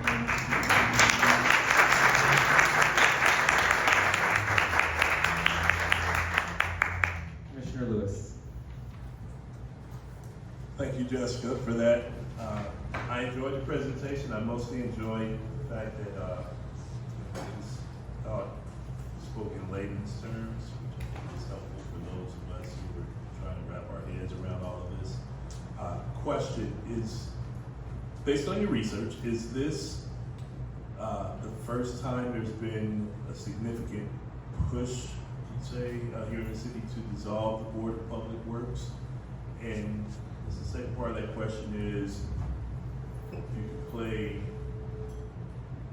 the advocate here for the other side, what would the other side, what would proponents of keeping the board in place, what would they say? What are their arguments for keeping it? I think it's a tremendous workload that the Board of Public Works manages. They sign a lot of contracts, they do a lot of administrative work that we just can't be putting on to, say, City Council. I think there is dialogue of, oh, keep the Board of Public Works. I think it was Councilmember McOsker who was saying, just don't pay them, right? So they're the only paid commissioner, right? I don't think the LAX commissioners get paid, right? So, but then there's also, like, you can do both. Keep the Board of Public Works, but empower a director of public works who's in charge, who sets the budgets, who hires and fires, who sets the vision, and is interacting with the mayor and city council. But I just think that, like, why are we keeping an outdated 100-year program? Because change is hard. I mean, I think actually the reason we haven't done a CIP in the city of Los Angeles since the 90s is because change is hard, sharing power is hard, transparency is hard. We have entrenched processes that, and then the city staff's defense. I was looking at some of the data from recent budget hearings. The city staffing levels are as low as they were in 2009. And the budget has grown, the problems have grown. So we have beleaguered, tired staff. So I think that, like, how creating a leader for them, the director of public works, that's qualified, that's an expert, that knows their issues, is somebody like Eric who's done every job and knows how it works, is what makes sense to me. Keeping the Board of Public Works to me sounds like keeping status quo, and I don't work for the city, so I can say this. It also seems like it's just a political reward system. That's typically what it's been. Also, it's also been a springboard for people running for office. So there's a lot of power dynamics wrapped up in why we might want to keep a Board of Public Works that I just want to acknowledge. Can I follow up on Robert's question? I'm sorry, you done with your question? Thank you. Follow up on Robert's question. Board of Airport Commissioners meets once a week for a couple hours. Planning Commission does the same. Harbor does the same. Public Works, as I understand it, meets 5 days a week and works full days. They work from whatever the business day would be. You really think you would get 5 people from the community that would be willing to serve on Public Works for nothing? No. But I would just turn this around and say, do they gotta work 5 days a week because we're doing one infrastructure projects, one intersection at a time? because there's no master work plan, because we're budgeting. I mean, do we really need people to meet 5 days a week if we all were in agreement about what the strategy and where we're spending the dollars? I get the motions from a packet from the city of LA every day, from motions from city council. You wouldn't believe the things we are doing $400,000 at a time. Oh, a stop sign here. It's literally one-off projects that creates tremendous bureaucratic processes and so many inefficiencies. So given the way the broken system is working now, well, I'm not surprised that it's a full-time job.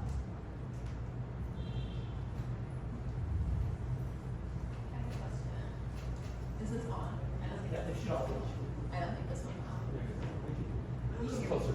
Okay. So my question had to do with if we were to dissolve the Board of Public Works, how would that, a director, how would they interact with the Independent Citizen Advisory Committee, if at all? What would that relationship dynamic look like? The Independent Citizen Advisory Committee is the Board of Public Works. It's the same, so I think you would dissolve that role. It's the only part of the city structure that has that, if I'm understanding you correctly. Yeah, yes. I think you also recommended an advisory committee structure for CIP. Sorry. Within the CIP only, right? So Minneapolis is someone who I've looked at closely. They have a CIP process, they update it. But part of the process of who's approving, who's reviewing, you heard Eric say every project has to get vetted and approved and all that. But CIPs can have, in addition to their mayor and electeds, a citizen advisory committee that's weighing in on what projects go in the CIP, not the day-to-day work of the agencies. Did that help, Carl? Yes. Thanks so much. But if you were to dissolve the Board of Public Works, how do you take, because you'd be taking all of their responsibilities and turning it into a director, but they have 40 hours plus work a week that they're all doing individually. So is that insinuating that their jobs are just so bureaucratic that it's possible to really dissolve it and translate all of that work into a single individual, or does there need to be more systems built that There needs to be more systems built. One of our recommendations that we just put out yesterday is to form a capital planning office in the Department of Public Works that reports to the director. So there is currently no capital planning office. If we want to be more strategic, transparent, and efficient, we need somebody that's figuring out, managing project delivery, and shepherding all that. So that would diffuse some of the workload. And I think these are all really good questions, and I gotta be honest, I don't know all the answers. But I do know what we have now is not working. Full stop.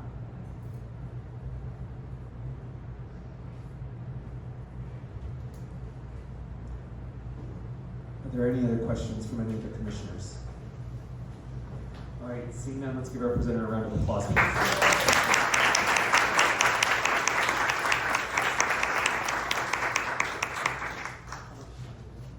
About 30 minutes right now. Okay, commissioners, without objection, we're going to take a recess until 1 p.m. For lunch. All right, without objection, thank you everyone. Roll call, Commissioner Andrade. Present. Commissioner Fields is absent. Commissioner Fuentes is outside but will be rejoining us. Commissioner Lewis has departed. Commissioner Mack. Here. Second Vice Chair Murray. Here. Present. Vice Chair Sanchez. Present. Commissioner Schlatter. Here and colder than before. Commissioner Stein. Present. Commissioner Thomas is absent. Commissioner Geoff is absent. Chair Mesa is present. We do have a quorum. I'm going to hand it over to the Executive Director to introduce our next presenter. Thank you so much. Next up, post our lunch break is Bertoni, Director of Planning for Los Angeles Department of City Planning. Thank you. Thank you. I'm going to have some assistance on the slide, so thanks for having us here. I really appreciate it. I can't resist. I have to ask you one question. Yes, Do you sir. really want to sit as the president of the planning commission? Q&A's later. We'll go to the Q&A a little bit later. That's that New York City model, right? Yeah. So thank you for the upfront question. I'll be prepared for that after my presentation. So anyway, Vince Bertoni, Director of Planning. I've actually been in my job for 9.5 years as director, and of course, as deputy director. So just a little trivia. I actually got involved in my neighborhood because of the last charter reform movement in the late 90s. I actually showed up at a community meeting, and a lot of things just, I went to one of these hearings and everything just snowballed from there. Appreciate being here. What I'd like to do is really talk a little bit about, really the presentation is largely in 3 parts, just talking a little bit about what the planning department does, because I think that's important just as a level setting, is just kind of a little bit of a reminder. We did present submit a letter about a year and a half ago, and with some recommendations. I'll go through those, and then lastly, just a few other things for you to think about top of mind. So first off, really again, thanks for being here. We are mandated by the charter, in the existing charter, and really, one of the things that, what our mission is really to really think, have a clear citywide vision for land use in the city of Los Angeles, balancing a lot of priorities. We work along with other decision makers and other agencies and communities to increase housing, make communities more healthy and resilient, expand transit opportunities, and celebrate our city's history and culture. When a few things to think about in the department, the next slide please, is to really think about city planning is responsible for a lot of things. It looks at the long-range planning in the city. It reviews development applications, so that is not just what happens in the long range, but things that happen on a day-to-day basis. It oversees our zoning code as part of that. It promotes urban design as part of that too. And it oversees our historic resources in essence within the city. And one of the important things about what we do in the city of Los Angeles, under state law, every city has to have a long-range planning documents. In California, we call it a general plan. There's certain things that are mandated to be in the general plan, some things that are optional. But in general, it is comprised of various elements or chapters. And the important ones we have up here are land use, air quality, conservation, health, environmental justice, housing, safety, mobility, infrastructure, open space, public facility, and noise. And so those are the elements that we have. Some of those are mandated by the state, some of those are we choose the option we do.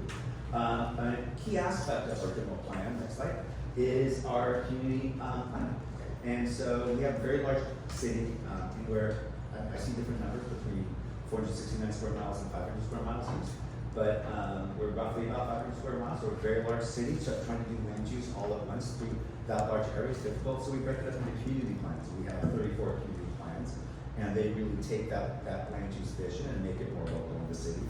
And also, from those community plans, we also have zoning that we adopt now with the community plans. So we'll update our zoning along with the community plans. And we're right now in the process of completely changing our zoning. So we're, since our zoning ordinance was last comprehensive revised in 1946, we're actually building up a brand new zoning ordinance from the ground up. And because zoning is land use, which is geographically based, we are adopting the new zoning by community plan. And so we just adopted it earlier this year with downtown LA. Next up, Boyle Heights, which will hopefully out by fall. We'll hit the harbor areas. We're going to be in the valley, southwest valley, southeast valley, and eventually the rest of the city with a brand new zoning code. And it's web-based, it's form-based, which means it very much thinks very carefully about the form of the city and how we build it. So that's something that's very important. And these community plans, I should mention, are adopted just like the general plan. The community plans are adopted by the city council and signed by the mayor. In terms of the range of projects that we have in the city, is if it's going forward, I can just there. Great. Walls being like, there we go. There we go. Range of projects. I think it went past. In terms of range of projects that we have all kinds of projects that we will do that we have to go through city planning, anywhere from building a small house over high fence and residential property, serving beer, wine, and neighborhood residents, as well as building new apartment complex, shopping center, etc. They have to go through the planning review. There's a wide range of projects where we have to do that. It's really important to note that currently only a small percentage of construction projects, less than half, require review by the planning department. So when things get built in the city of LA, not all of them go through planning. Roughly less than half do. And those are considered by right, and they go straight into building safety. But what we focus on are when we have to apply discretion. So next slide. City planning analyzes a lot of standards when it comes to that, looking at zoning, design, historic preservation, These determinations will look to see how we comply with both environmental rules as well as certain findings we have to make. Next slide. In terms of decision makers that are in the charter, there are a number, section, there we go. Level section. There's many different reviewers of people who make decisions under the charter. One of them is my position, the director of planning, which oversees the preparation of the general plan, zoning, land use ordinances, subdivisions, also makes certain decisions as part of there in terms of certain development applications. Director cases generally do not allow waivers or relief from zoning regulations. They're usually seeing things that actually comply with the zoning boards that may have certain variations that need to be looked at. We also adopt various guidelines, and I think Actola's speaking later, but we adopted the transit-oriented communities incentives, which are an output of measure JJJ, which was one of the sponsors was Actola. They're instrumental in writing those measures, and they actually were, for a long time, probably the greatest increase of housing supply in the city was through our TOC incentives. But it may be getting eclipsed by our new housing home incentive program, so that's another help for another day. Another decision maker is the zoning administrator. So we have an office of zoning administration, and they look at things such as variances, conditions, permits. They grant relief, very specific relief that's spelled out in the charter, and that's been around, I believe, since around the 1970s, if my memory serves me. How long that's been around? Another decision maker is our commissions, and we have both a citywide planning commission as well as 7 area planning commissions, and they all have very specific decision-making authority. We also have the Cultural Heritage Commission within the Department of City Planning that was originally in a different department, but it was moved over to planning. So in our rules and regulations, it's really set out differently than our other commissions. But we do have that, and we also have things such as design review boards and historic preservation overlays of joint boards that make decisions. Next slide.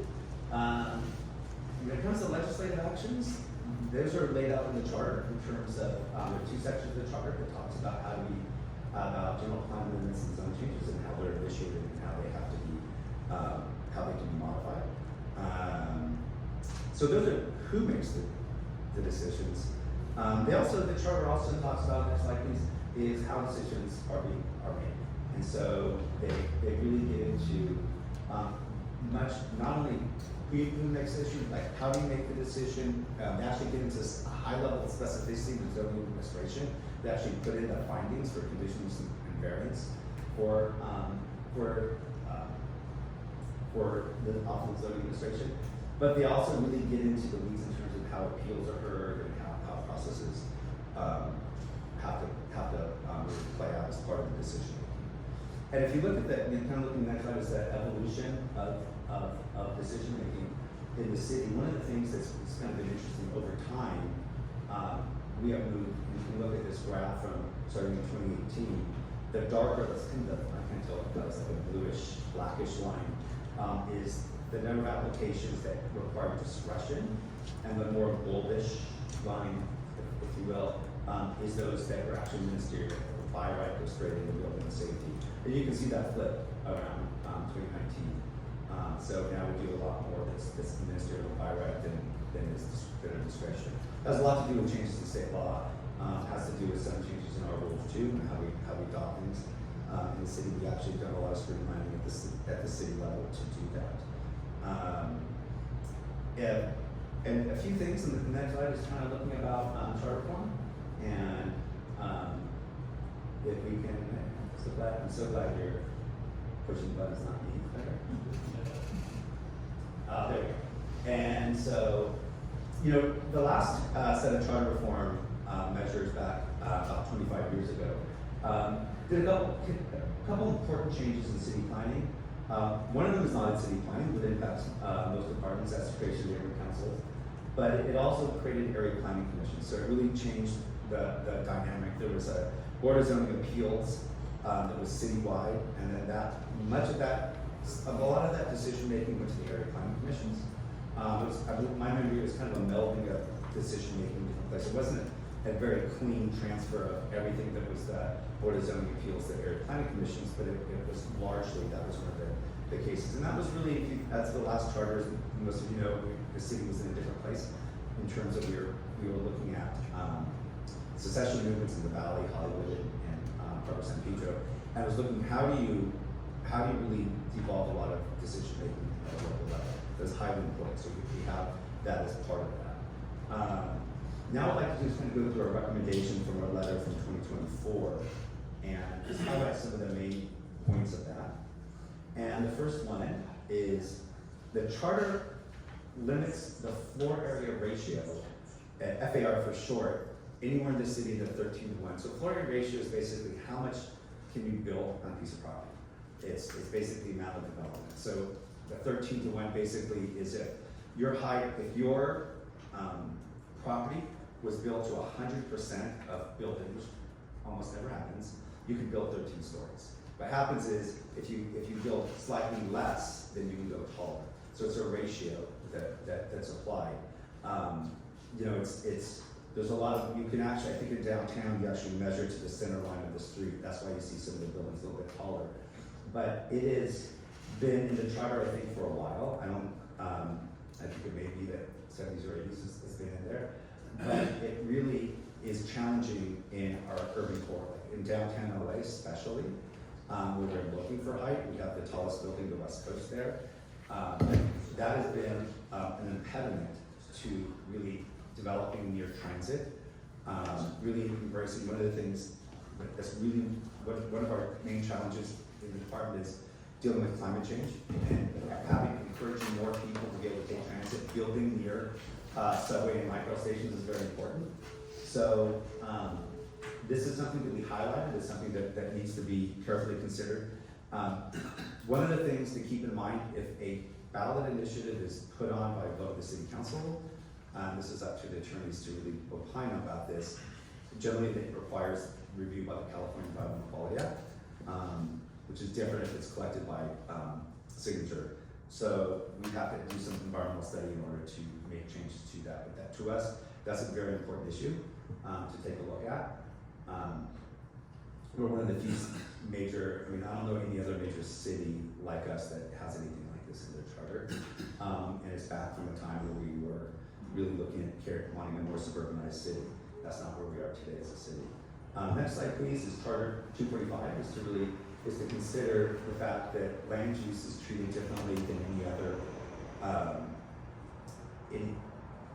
review of vetoing actions for area planning commission, city planning commission actions is different than any other kind of action in the city. So usually the city council generally has authority to veto actions and then remand them back to the originally appointed commission. Unique to city planning commission, area planning commission, the city council can take that decision making as their own, so they can remake an entire decision, and so that's very different. There's no other commissions that where you have that. Usually it's remanded back to the commission and asking them to make a different decision. Another area that there is was about appeals. And this is going to be kind of technical. It's just kind of the way we do appeals. The charter has a lot of specificity, as I've mentioned, in terms of process, and it has a high level of standard in order for an appeal to be approved, and that has to be error abused in many of our decisions and in terms of our zoning administrative decisions. Most of those appeals throughout the rest of our department is what's called de novo, which you get to review the decision in its entirety. So, for example, if an area planning commission hears an appeal of a zoning administrator decision, for them to overturn the zoning administrator, there would have to be an error or abuse, which is a higher level than a de novo. So de novo would mean the area planning commission could just hear the same facts and come to a different conclusion. Versus error and abuse, it's a higher level. And we think that de novo that happens in all the other decisions in the department should be matched to the zoning administrator. So that's something that we would be looking at. Another one on slide 23 is related to the time limit. This is another technical one. It's a time limit on the city council has to act on a general plan amendment. And so all of our community plan updates are general plan amendments. And so under the city charter, the city council has 75 days to act on amendment, which includes a brand new update of the community plan. If they don't, it's considered denied. And so it's really important to note that we could very easily go through a multi-year process, millions of dollars, and for it just to be denied because it's not acted on time. So we think that needs to be changed in terms of how we do that. There's a slide number 24 I'm just putting here because it was on there. This was on our letter. This one was already taken care of in a cleanup, so we don't need to talk about it anymore.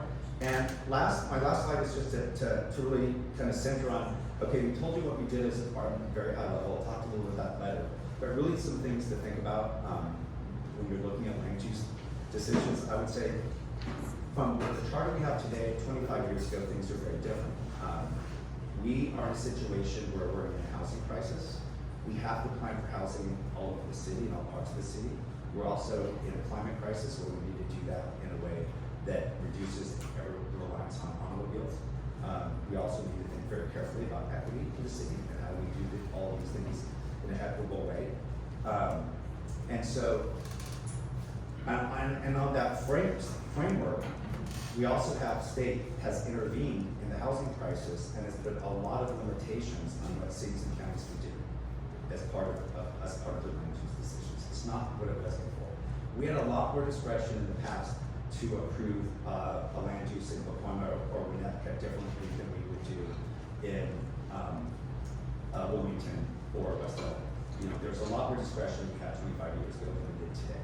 Things are getting a lot more standardized, and we need to be a lot more nimble as we update our rules. Our community plans can be a very lengthy and expensive process. We have our downtown community plan, went through many, many years, multiple city council members to go through, and we need to be able to get those done more quickly. And a lot of these decisions are being laid out in the charter. So it's we're here partially because how the charter is organized, and so we need to really think about those as part of the charter. And also the level of specificity. Sometimes we have too much detail in here. Think about what detail do you need. Do we need findings for a CUP or variance in there? And that, are the needs for assigned findings going to be the same in 20 years? And do you really want to spend time with chart updating? So things like that need to be there. I think I'm coming to the end of my time. I want to make sure we have enough time for Q&A. I go with the first question. Commissioner Sanchez and then Commissioner Stein. Definitely your wheelhouse, Commissioner Stein. Thank you for the presentation. I have a question regarding the 2025 CEQA reforms and how it's going to affect city planning. Great question. Thank you. We're really excited about that, the CEQA reforms, because it's really centered on providing more housing in the city, and it's centering it around our climate. And so, in essence, and by the way, I have a team here that can chime in. I got Lisa Weber, our Deputy Director for Project Planning, and Dean Controllers from our zoning administration, Claire Kelly, also from multiple parts of our department. But in essence, what the reforms do largely for us is the fact that it allows us to exempt from the California Environmental Quality Act a lot of housing projects that would not otherwise be exempt. So that's going to help us a lot. It's in certain parts of the city that this applies. You can't do it. I believe exclusion is very high fire hazards, severity zones, and flood zones and hazards like that. But outside of it, a lot of these housing projects will no longer be which is a good thing. Because we're building in places that have been built for a long time. Can you get the lights on, please, and then Commissioner Stein? First of all, do you want to sit on the? Well, that's an interesting proposal. It comes from New York City, and New York City has a different, and of course, their planning directors and our friends. They have a very different structure in general. So my understanding of New York City is you have the planning commissioner who chairs the city planning commission with who's a mayoral appointee, 4 other mayoral appointees, plus 4 council appointees. So you have 5 appointed by the mayor, 4 by the city council. The planning commissioner / planning director chairs the planning commission and then appoints the executive director of the department. And the executive director does a lot of the day-to-day operation of the department. But as I understand the proposal, that within our package, somebody's thoughts. You would sit as the chair of the planning commission and would have to make decisions over your employees that made recommendations and to the planning commission. And what chilling effect would that have on the employees when they know their boss is going to make the ultimate decision? Well, in New York, there's a separation with that executive director. So I think it's important to really study what New York has done, because I think the proposal came directly from New York. In fact, in the proposal, they actually had an organizational chart for New York City. And so I think that I don't know, although the last 3 or 4 executive directors have been friends of mine in New York City, I don't know enough about the system to opine about that. I don't know that, quite frankly, that's the concern I've heard from them, but we don't talk about it. It's not like that's come up in our conversations. Let's talk about FAR in a moment, especially the 13-1. Does that only apply to downtown LA? Oh, I'm sorry. I usually think I'm so loud I can hear it anyway. 13-1 FAR, does that just apply to downtown LA, or does that apply to what in the old days we called with the centers concept under Cal Hamilton to other centers within the city? That's a citywide 13-1. Do you have Everywhere, Century City, Larchmont Village, Warner Center? Warner Center. Yeah. What is the department's, or I guess in this case, your thoughts of, should it be an unlimited FAR in what we used to call the centers concept, or should it be 16-1, 20-1, whatever the case may be? I don't think the charter really should. It's unusual for a charter to have a FAR or height limit. That is what you do your general plan and design. I think that's really where it belongs the best. I think that the challenge that you have in having it in the charter is it's just too immovable, right? You need the vote of the people, isn't that? Keep in mind that your general plan and your community plans and your zoning all have to go through environmental review.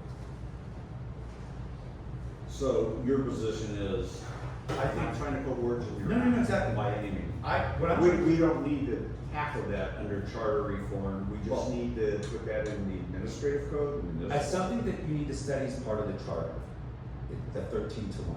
I mean, that's something that you should put out there. I mean, I would say the fact that if you modify it, it would require environmental review. And I think it would most likely require environmental review if you do that.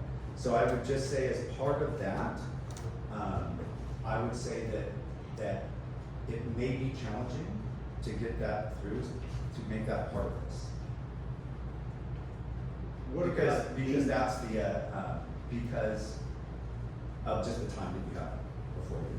Deemed denied versus deemed approved. You talked about a 75-day time period on a general plan amendment. Do you have a recommendation? Should it be deemed approved if it's not acted upon? Should it be a longer time period? Deemed approved, I think, is what we had in the recommendations letter. And I think the recommendation of the letter, what was the recommendation of the letter of the 13-1? I don't know the letter. Yeah, right. The recommendation was specifically looking at removing the 13-1 FARs related to the. Do you want to? Yeah, I think I got the microphone. Hi, good afternoon, Craig Weber, City Planning staff. The recommendation in the report, as it relates to the 13-1 FAR provision, was calculated. So it was encouraging the commission to look at removing that limitation as it related to the downtown center within Los Angeles, which is currently the only place through zoning that FAR comes anywhere near 13-1. But that serves as a somewhat artificial limit for future planning purposes downtown. Everything's going to be capped at 13-1. So it was really one. That would be the one place that would be removed. Last question, otherwise they'll shoot me for asking. Can developers do a plan amendment? I know council can initiate one, the director of planning can initiate one. Can me, myself, in my past life, I've been a developer. Could I go in and initiate a plan amendment? Only, right now, it would be only through the city council or the director of planning, and maybe city planning commission. Those are the city planning commission. would you be opposed to allowing a outside party who has an interest in it, obviously, to Yeah, I think be able to file? I think there makes sense in terms of how we have it laid out now, which is limiting who can amend your general plan or your community plan. You know, your general plan and community plan are very much long-range documents, and they're not meant to be modified quickly, right?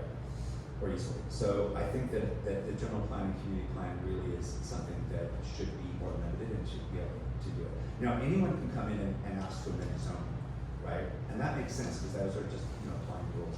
But I think the general plan is something, especially the community plans, that should be done infrequently. There's actually a lot of conversation several years ago.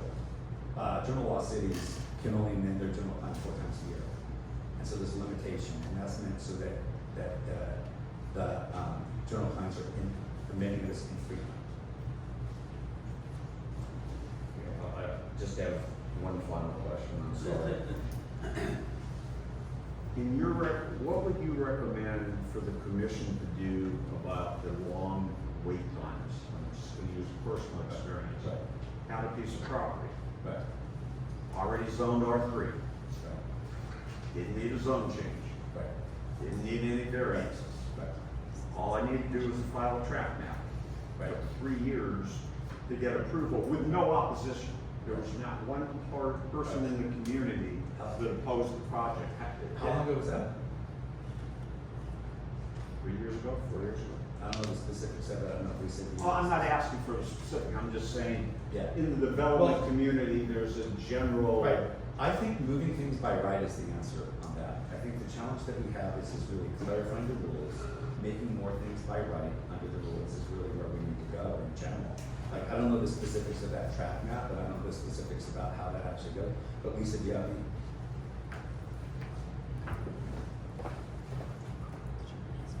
Sure. Good afternoon, everyone. I'm Lisa Weber. I'm a deputy director with the City Planning Department. Over the past 5 years or so, we've really worked, and it was reflected in the presentation, where the majority of the applications that come to the department are administrative in nature. This means that there's no public hearing, there's no CEQA review, there's no ability for appeal. So 80% of our work today is administrative, where it's looking at objective zoning standards and moving those cases through. There are a handful of remaining projects that appropriately remain discretionary. Tax maps would be one of those. But in terms of the number of projects we have cooking at any given time, it's at the lowest it's ever been for discretionary cases. This means that we have a more appropriate case to planner ratio. We're able to move on these projects much more quickly. In addition, all of the state laws that have come in have really placed a shot clock on department staff in terms of our processing timeline. So right now we are moving through applications very expeditiously. I have a question, well, I have 2 questions. So one is on the area planning commissions. There are going to be, we've received already in written public comment and future presentations, sort of a spectrum of recommendations for area planning commissions on, I would say, enhancing their authority on one side to eliminating them on another side. And I just want to make sure that I'm understanding your recommendations from your department are limited to the appeals process for area planning. Correct. Okay. My second question is in regards to the council veto authority and them taking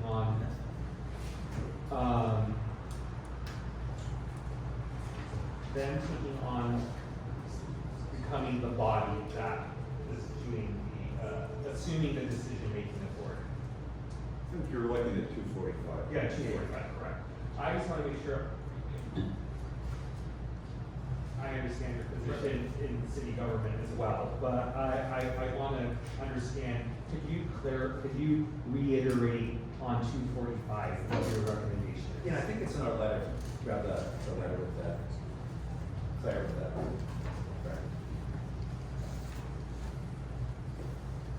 Good afternoon again, Craig Roberts, City Planning.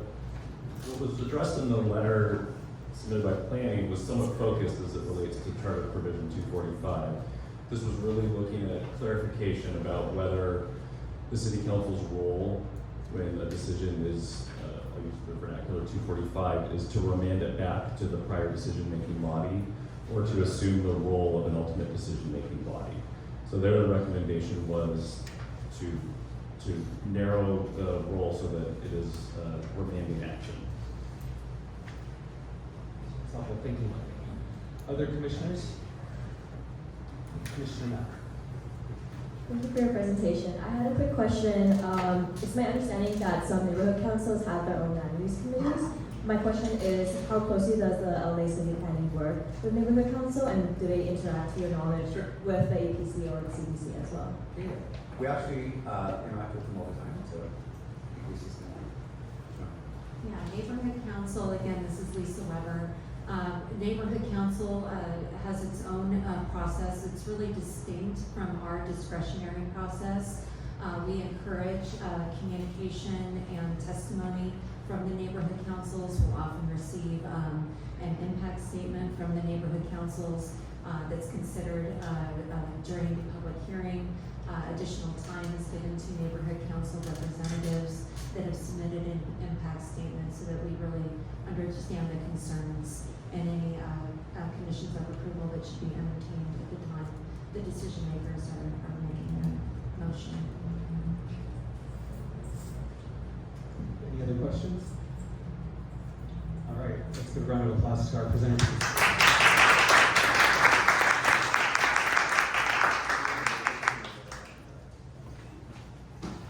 Alrighty, we're just queuing up the next presentation right now. Give us just a couple more seconds.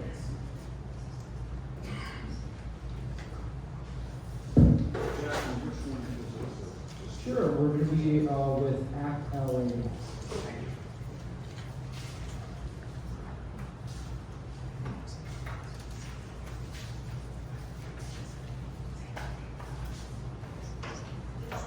Four down, 3 to go.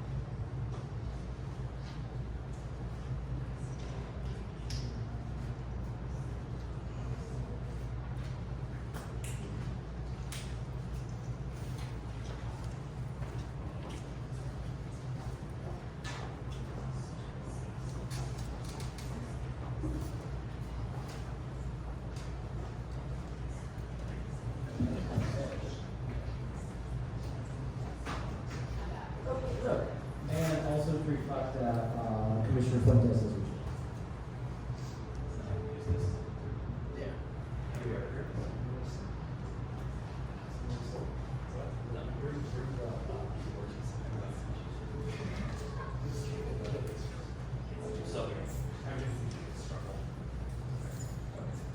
Alrighty, today we have David Levitus from Act LA presenting to us. We're turning on the monitor right now.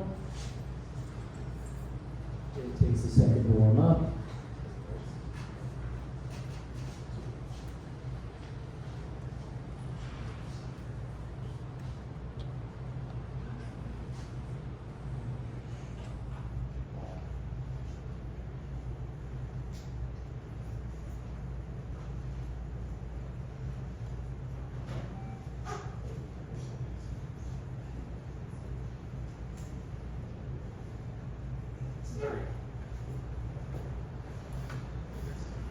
Only took 2 commissioners. Right, 2 commissioners to fix my suit. Slowly coming on. Okay. I don't know who this is. It's not me. It's an important part of the presentation. Okay, let's see.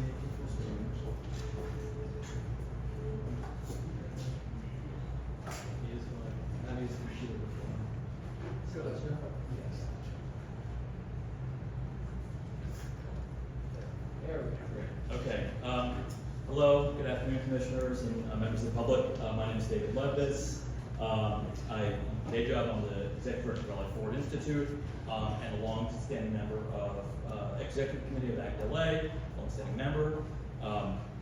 ACT LA, for those of you who don't know, is a county-wide coalition, particularly heavy focused here in LA City, of more than 50 organizations working on racial, economic, environmental justice. We have community groups, tenants' rights groups, affordable housing developers, worker centers, environmental groups, public interest law firms, and a host of other transportation groups, a host of others. Our mission is, as a coalition, is to create a just housing and transportation system for Los Angeles, in particular prioritizing low-income communities, communities of color. Rally at City Hall. So just in way of credentialing ourselves, we've been involved in housing and zoning issues here in city of Los Angeles since we started back in 2011. Love it or hate it, we were the ones who co-led the campaign to pass Measure JJ in 2016, which both created the Transit-Oriented Communities Program that you heard about, incentive zoning program, which has become a main source of housing and affordable housing in the city. It also reduced spot zoning and general plan amendments through way I'll talk about a little bit later. Our member organizations have been deeply involved in advocating and shaping community plans in South LA, Hollywood, downtown LA, and far beyond. Have been at that for a dozen plus years. And we were also deeply involved in giving feedback to the planning department, the planning commission, the council, as the CHIP program was developed, which is kind of the successor to TOC, and integrates TOC and kind of trying to plan for our city and its growth and its needs and the needs of equity and justice. And LA Forward Institute has been deeply involved in all this work, and my background as exec director is I have a PhD in history from USC, focused on housing, metropolitan development, and governance. So from our experiences, we've come to several conclusions about areas that would be worth exploring for potential amendment and reform to the city's charter. So first off, I think one big point, we know that the council's power, I think in this presentation I'm not going to talk too much about the planning department. I really want to talk about the political power that gets exercised over planning decisions by the commissions and the electeds. So we want to build on the move away from the discretion of elected officials that we've seen in recent years. It's referenced in the prior presentation. We know that that there's been outright corruption, and we've seen council members indicted and put in jail for some of these scandals that have been directly tied to bribery related to wanting to build, not just build a project, but wanting to get less affordable housing out of that project. And the headline kind of says it all here. We also know that aside from corruption, there was a trend, especially before JJJ passed, where there was a fair number of general plan amendments, other spot zoning that happened that allowed development to occur instead of using existing programs that we're going to density bonus programs that we're going to promote these sort of the construction of affordable housing. There are ways of getting around that by basically having a relationship with a council member, multiple council members, and we know that at this stage, as much as we need housing in general in the city, we especially need affordable housing. And sometimes we've had, certainly in our view, elected officials who've done the right thing and fought to include more affordable housing in projects, but so often there isn't. So often the opposite thing would happen. Let's see here.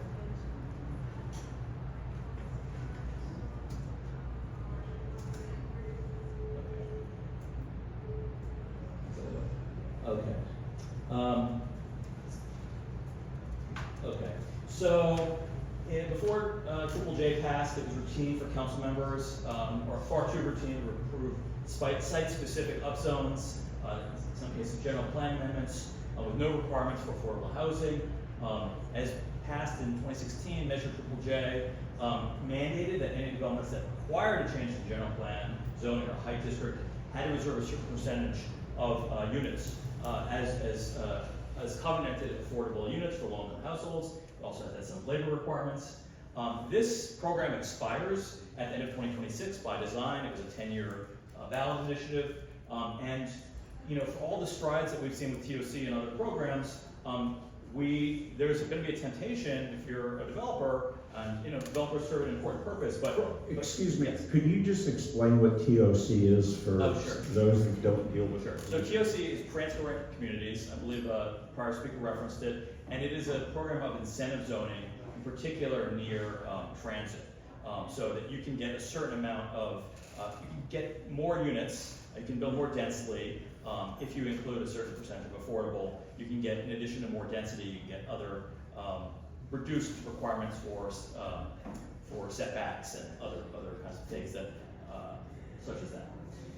So how do we have these new incentive programs, we have these new zoning programs. How do we ensure that developers are using them as intended? And one way to do this is to think about thinking about embedding some of the requirements of JJJ into the charter as a means of discouraging kind of the spot zoning.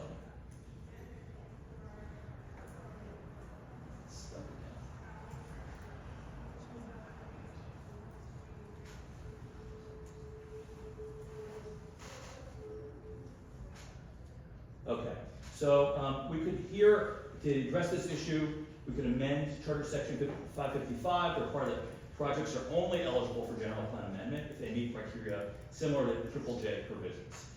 And this will steer developers away from spot upzoning and towards the use of comprehensively designed zones, into which a ton of labor and thought is placed. So that's item number one on our worth thinking about lists.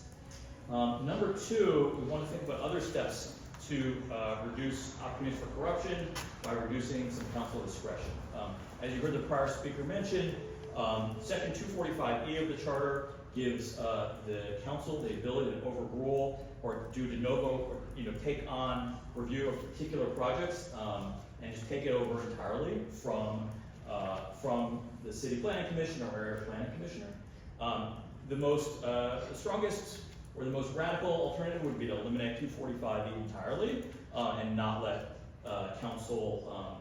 It would only be able to do what council would only be able to do what it does with other commissions, which is basically remand the decision back to the initial commission for further consideration.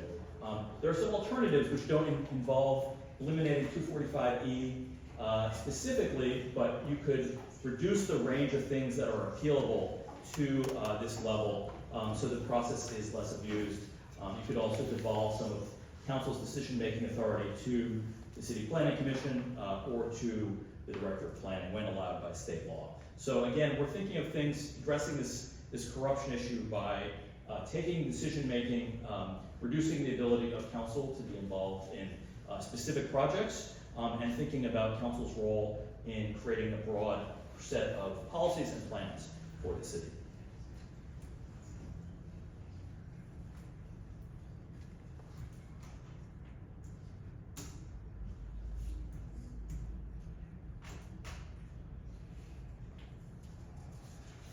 So on the note of strengthening council's ability to set planning policy, we know that there's many things we can think about doing to strengthen their ability to do that. I think one in particular, which is relevant to planning, is also relevant to the city council's power in general, is that currently, pretty unusually actually among major American cities, the city council relies on the city attorney's office, which in Los Angeles is elected, to draft legal language for all its ordinances, including ones related to planning, housing, zoning, community plans. If you look, most cities in this country don't have elected city attorneys, but the ones that do, there are few and far between. But if you look at our peer cities in places like New York and Chicago, councils there both have what's called an Office of Legal Counsel, a Legislative Office Bureau, what I'm calling an Independent Legislative Counsel, which is responsible for ordinance drafting and is only accountable to the legislative body. It can be appointed by a majority vote or supermajority vote of the council, or it can be appointed by the council speaker in New York, or by the council president. And this has a number of beneficial effects in the sense that the city attorney is just, by the nature of defending the city in lawsuits, are going to be tend to be very risk averse, and it can be very valuable for the council itself to have their own kind of legal counsel to consult with. We know that in Los Angeles, the city attorney's office is tremendously overworked, and so things in the planning process actually suffer as a result.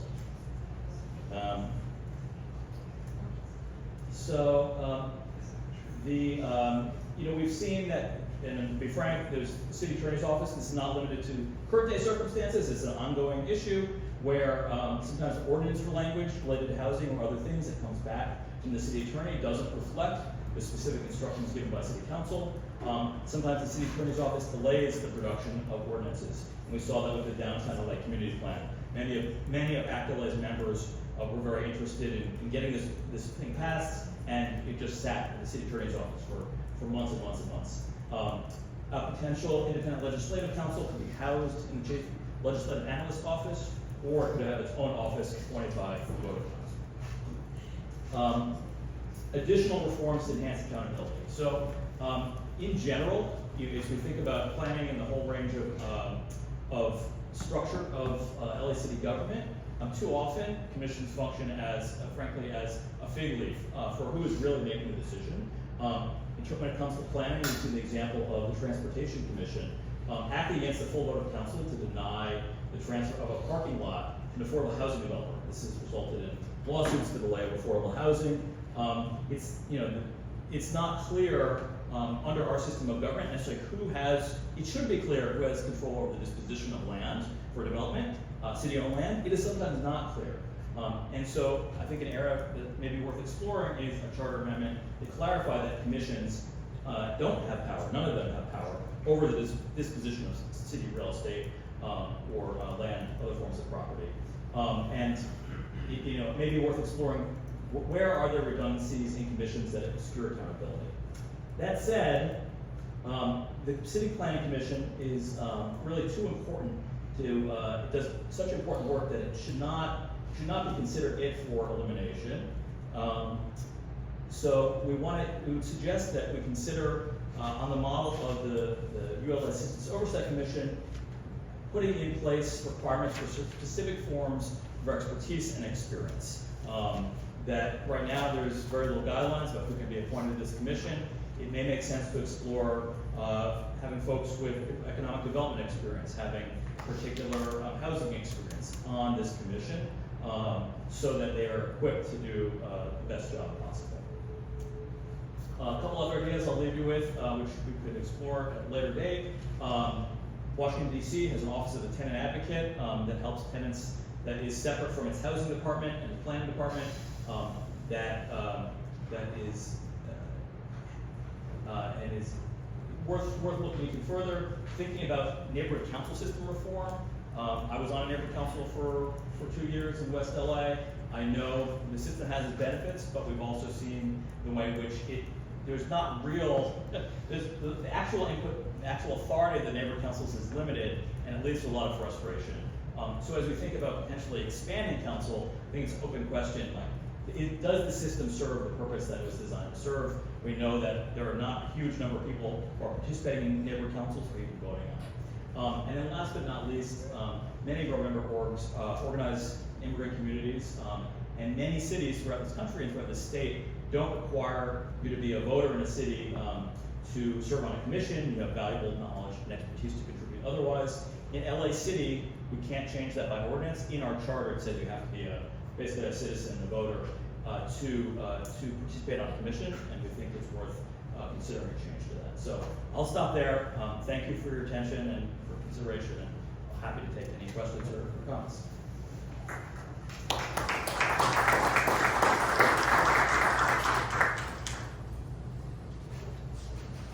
Commissioners, any questions? Yes, sir. Thank you, sir. Appreciate the presentation. You mentioned about the issue of 245. Yeah. And this is the remaining decisions and the council taking over authority for the city manager. And you talked about sort of the abuse of that and the limits that it puts on some of the objectives you're pursuing.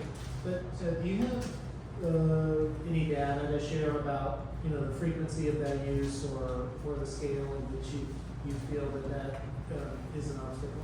Yeah, so I don't have any data on hand currently. I think there's particular examples I can point to where it has happened across the city. It certainly happened on the Bethune Library site where there was a plan to build affordable housing, and now it's going to be a hotel. Over what the lower bodies had initially indicated. So that was something that happened recently. I can go look for more detailed data about how it happens. I do think it's one of those, just like people talk about CEQA, the number of the chilling effect that happens, the consequence of the power is sometimes manifests even when it's not, 245E is not invoked. And so, in my experience, you will certainly see council members have an opportunity to shape projects. The developer will go and work directly with the council office rather than, because they know if they do need any kind of exemption or change, it could be their authority, could be their ability to get that change could be taken away by council. And I think we have certainly, I think the LA City Council, for better and for worse, has a culture of deference to individual council members in which a project is is happening, is scheduled to be built on. And so maybe, council district, I'm gonna make up a number, maybe council district 14 doesn't like what's happening in council district 12, but they're certainly not gonna vote against what council district 12 wants to happen because they want the same kind of reciprocity shown to them. And I think that doesn't always lead to the best outcomes. There's been some groups, and I imagine more, who want this commission to look at the authority of the city attorney. What is your opinion on the city attorney being an elected or appointed position, and your opinion on their purview? So I'll just say, I won't speak on behalf of all Back to Light here, I'll just speak on behalf of my organization, Light Institute. I think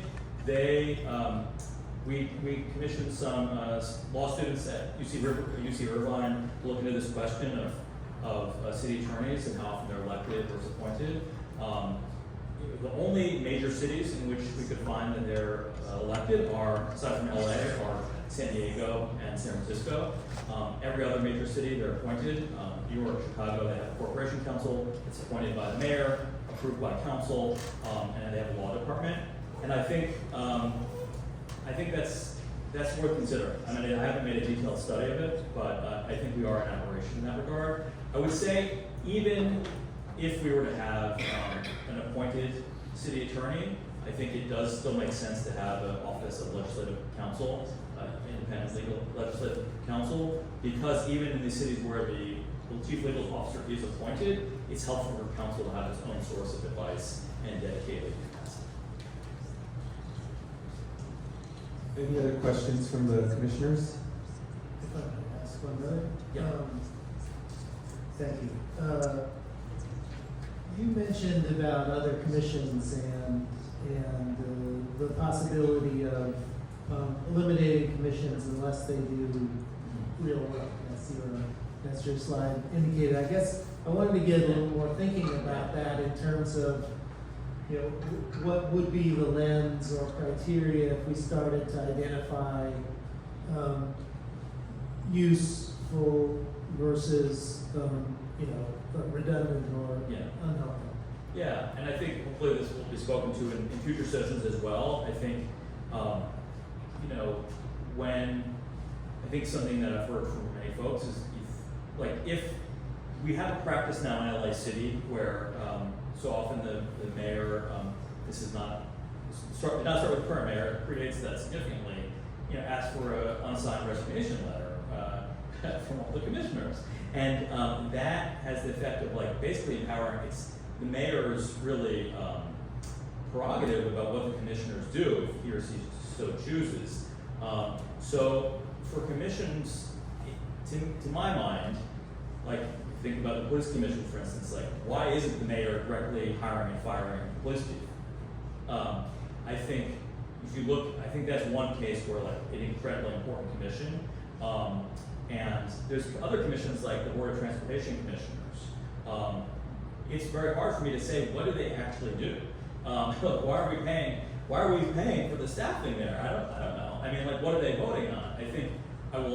I think it's not that there are. I think we do have this situation where in my view, the mayor's office, compared to a place like New York, doesn't have enough capacity to properly manage the city and manage the departments or oversee the departments. And meanwhile, we have these commissions that take up a fair amount of resources. So to actually answer your question, like I think we'd have to do some more thinking about like what are the criteria. But there's clearly commissions like planning, where we know the planning commission is doing a heck of a lot of work. There's others like Transportation Commission. To me, that seemed like less so, and I think that would be an area I think that's worthy of like more in-depth, detailed study, because I won't claim to be an expert on all the commissions. But I would look at like what kind of work are they doing, what kind of expertise do the commissioners bring to the table to start thinking about it. Thank you. Any other questions? Not seeing, let's give our presenter a round of applause.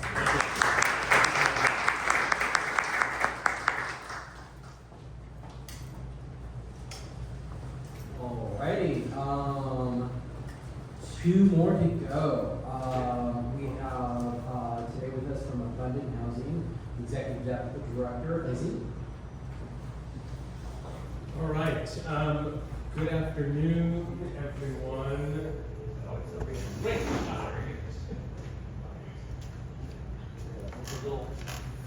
Yes.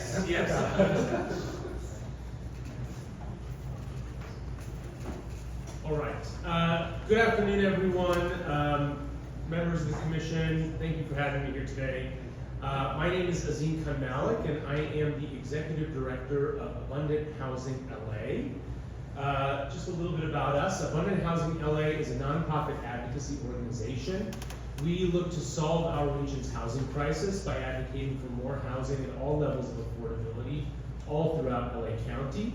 And just, a little bit about where we come from. We envision an LA County where everyone has access to a home they can afford in the neighborhood of their choice without the need to rely on a car. So we are a housing-focused organization, but we are also urbanists as well, and look to build dense, interconnected, walkable, transit-rich communities.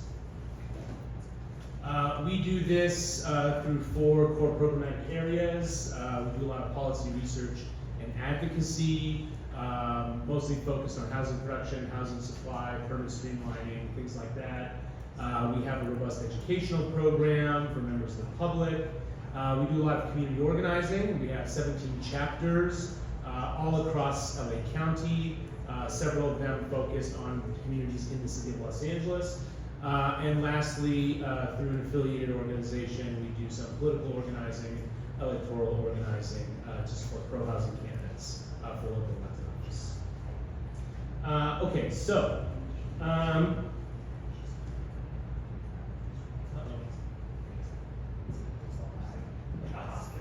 okay, great. Hey, I'm gonna be the third person that talks about 245E today.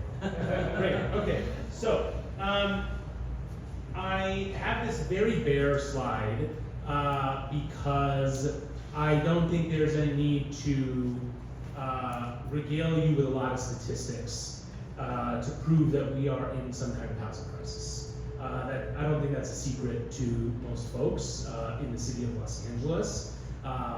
Well over 50% of renters and households in the city of Los Angeles are rent burdened, which is to say they pay over 30% of their income in rent. While the rate of homelessness has gone down for 2 years in a row, there are still over 45,000 people experiencing homelessness on any given night in our streets. And then the numbers that I did put up on the screen today is just to show, I think, the scale of our problem, right?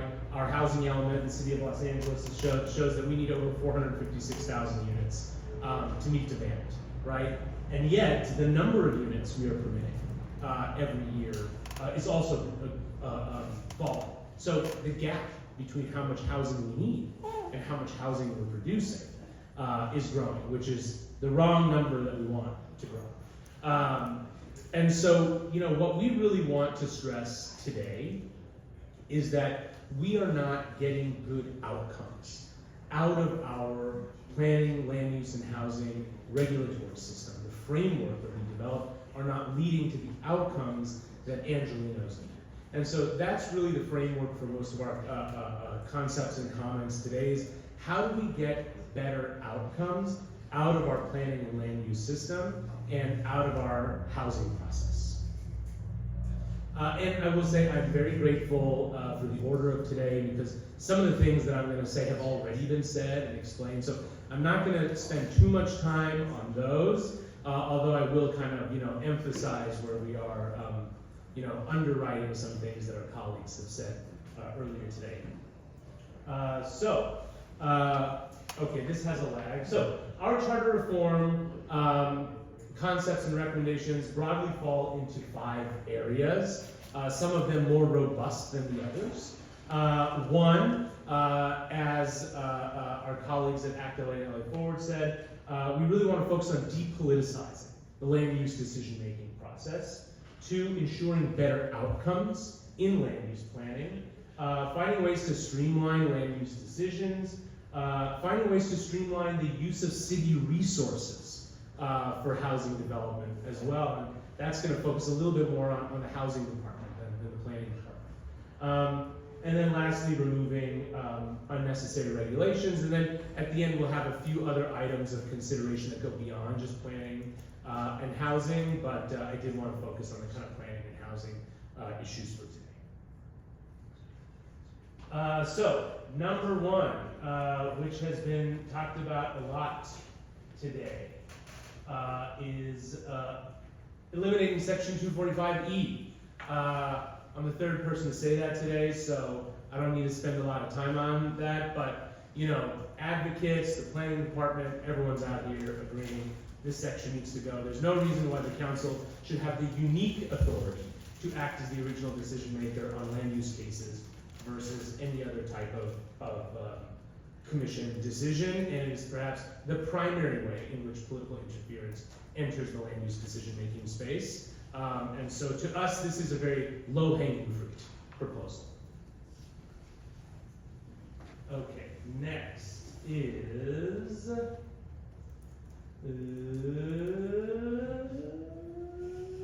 all right. What we are proposing is, or another concept that we're proposing is essentially ending most land use decisions at the CPC to proactively write in the charter that all land use decisions shall be made by the Director of Planning, the Zoning Administrator, or the CPC. The APC is not in there, take note, I'll come back to that later.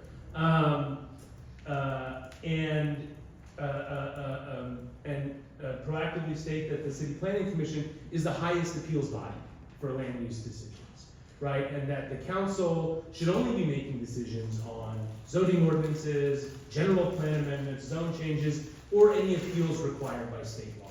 CEQA appeals by state law are required to go to a legislative body, some subdivisions and things like that. So there are things in state law that require a city council decision, but what we are looking to create is a rules-based approach to land use and decision-making, not a political approach, right? The council sets the rules by adopting the general plan and community plans and zoning ordinances, and everything else should be the purview of staff to conduct public hearings and make decisions based on their expertise.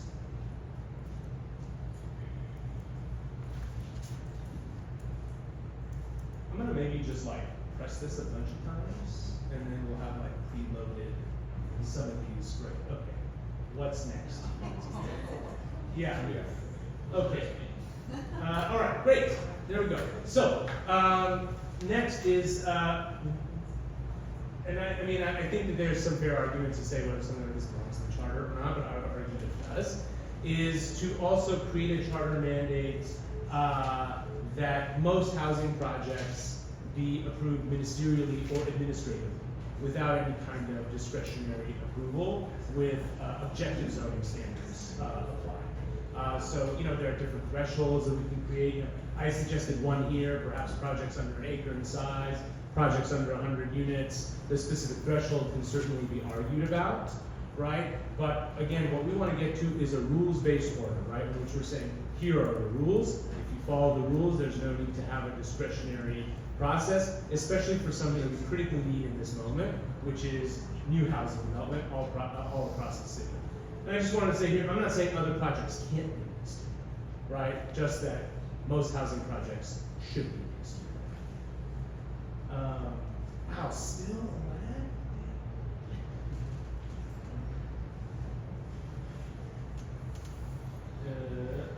Okay, so the next thing, as David also talked about, so I'm not going to spend a lot of time on it, is the establishment of an Office of Legislative Counsel.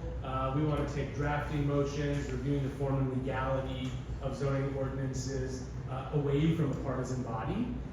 Very similar to the California State Legislature, it has an Office of Legislative Counsel. The Attorney General is not the one that's reviewing the form and legality of new state bills, but there's an internal nonpartisan body that's doing that work, and we do believe that that's best practice.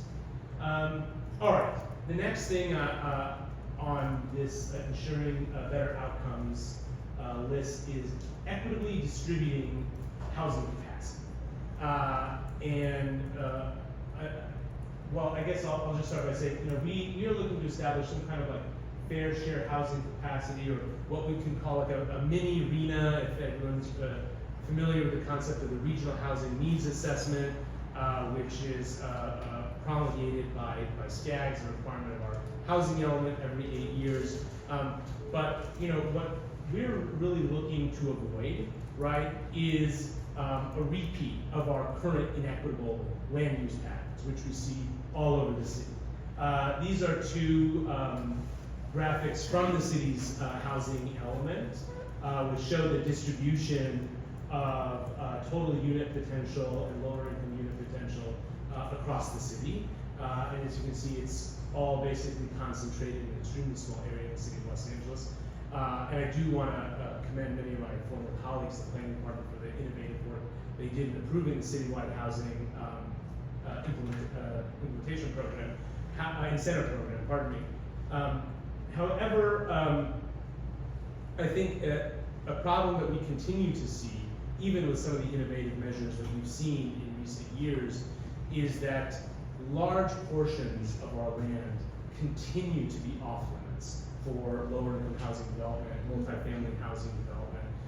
And that is to say that over 70% of our residentially zoned land is still exclusively for single family home uses, which essentially means that all the housing demand in the city of Los Angeles is directed to the half a dozen neighborhoods that do allow multifamily housing, which further exacerbates the patterns of gentrification and displacement that we have been seeing all over the city for the past several decades, right? And so what we see when we look at outcomes like this, right, is that we have a land use decision-making and regulatory system that is so political in nature that we do not even get to a place where we can ensure that the needs of the people of Los Angeles are being met by basically increasing the pie of where we can build housing, right? And so by putting a requirement like this in the charter, we would be saying it is a requirement every time when we make these plans to ensure that we're equitably distributing new housing capacity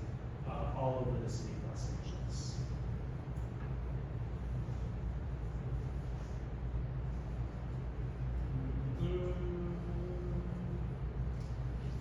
Okay, so and another kind of proposal in the same vein is to also require in the charter that the general plan and zoning code essentially provide sufficient zoning capacity for existing and future housing demand through base zoning.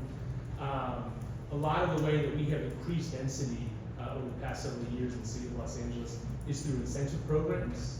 And these incentive programs generally, again, only apply where multifamily housing is already allowed, right? So again, we are re-emphasizing and reiterating the same inequitable land use patterns that have gotten us to this place in the first place, and not dealing with the base zoning that is really the culprit of our housing crisis.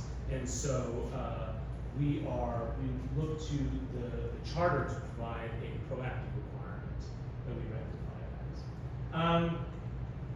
And another one, ensuring better outcomes, is reducing the number of community plans. So we have over 30 community plans across the city. Some of those community plan updates have started in 2018. This map here is from the City Planning Department's website, and it shows I think the great way the City Planning Department is approaching updating the community plan process, which is by batching many of them regional, right? And so, we are already, the department, the city's already thinking about many of these community plans as regional units. And so we see an opportunity here to kind of streamline that process a little bit. And so, I don't know, we said 20. I think that number is as arbitrary as 34. Specific number can certainly be discussed later. We are also proposing a proactive requirement to regularly update the general plan land use designations and zoning designations throughout the city, perhaps every 20 years. Many of our community plans are nearing 30 years old, and with a 5 to 6 year timeline to update each one, we're looking at perhaps nearly a 40-year time frame between updates of general plan land use designations, and cities tend to change a lot in that period.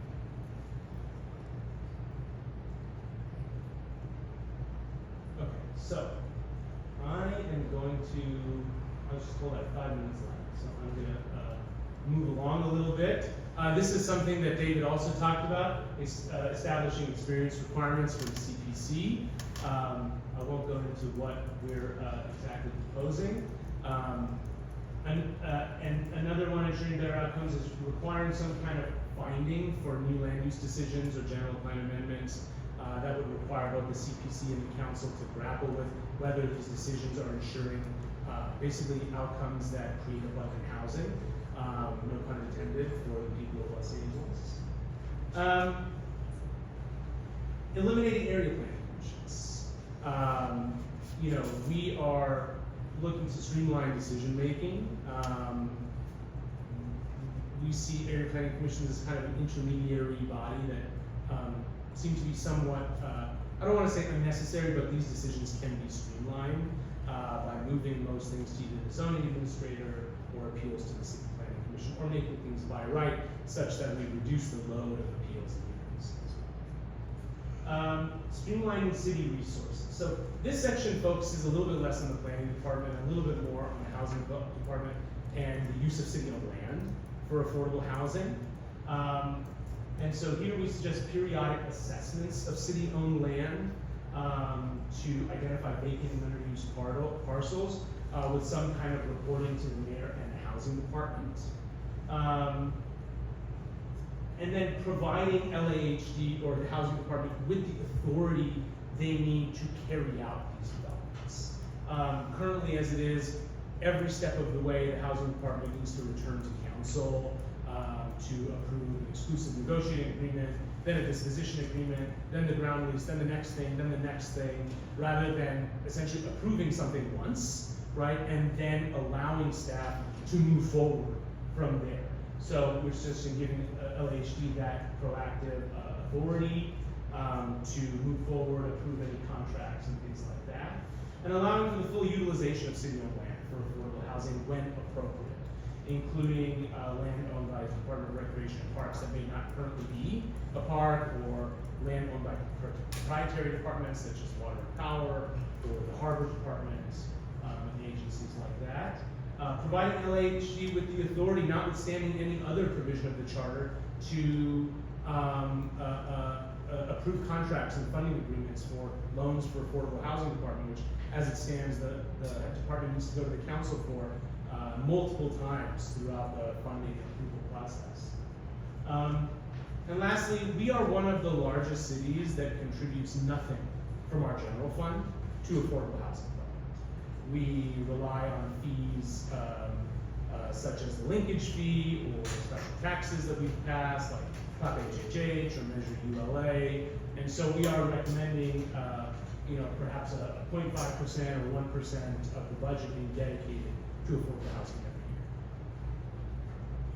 year. And then I do want to emphasize the call of our colleagues, the planning department, for removing section 104 of the charter, which restricts floor area ratios citywide.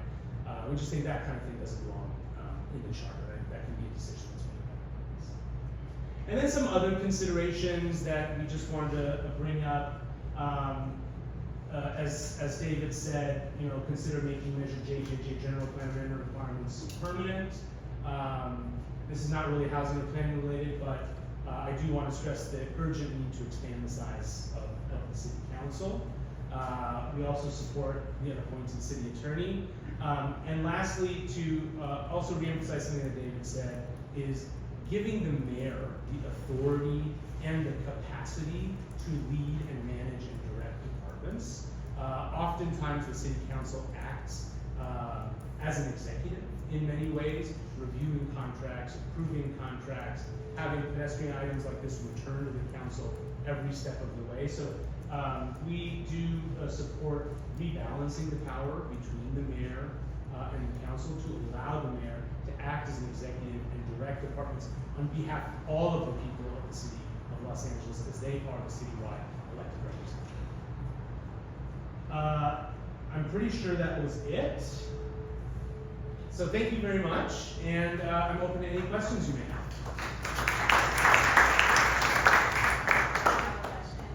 Yes. So let's say that the mayor appoints this director of city planning and takes everything out of the eliminates 245E and takes the discretionary decisions to that person. How do you prevent that person from being on the table, like the director? Like, how do you, I know you're taking away from the city council, but what are the measures, what do you suggest measures be in place to not prevent that person from being on the table? So I think the important things to consider here are that the city council would still have control over the rules and the regulations that dictate planning and land use decision making. A building can be this high or that high. And so, the city council can still exert that control, right? What we're proposing is the council shouldn't have the power to say, yes or no to individual projects. And I guess the other factor there is if we are making more projects non-discretionary, which is to say you check the box of all the rules, you move ahead, there is essentially, there is no reason to be on. There's no incentive, right, to be on the table. You're simply applying a set of rules and regulations, and it's like a black and white yes or no checkbox. Do the commissioners have any questions? Sure. Thanks for the presentation. You mentioned a couple things that I'm curious about the role of the charter in achieving. So you mentioned sort of like this ministerial threshold. You mentioned the general plan having a zoning capacity. Those are things that you were, if I heard you at one point state that you thought those would be helpful, proactive measures. Or are there, like the FAR, are there also elements that are in the charter now that need to be adjusted? So is this, are those couple of things, the ministerial thresholds you're talking about, the inclusion of minimum standards in the general plan, are those already in there to be adjusted, or are you saying those are solutions to the problem that the charter has a role in? Yeah, that's a great question. So the latter. Those are concepts that we are proposing be added into this. Thank you. All right, seeing no additional questions, let's give our presenter another round of applause. Thank you very much. Before we go to our next presenter, I want to invite up a very honored guest that we have with us today, our host council member. Thank you so much for being able to join us, please. Let's welcome Councilmember Hutt up to the podium.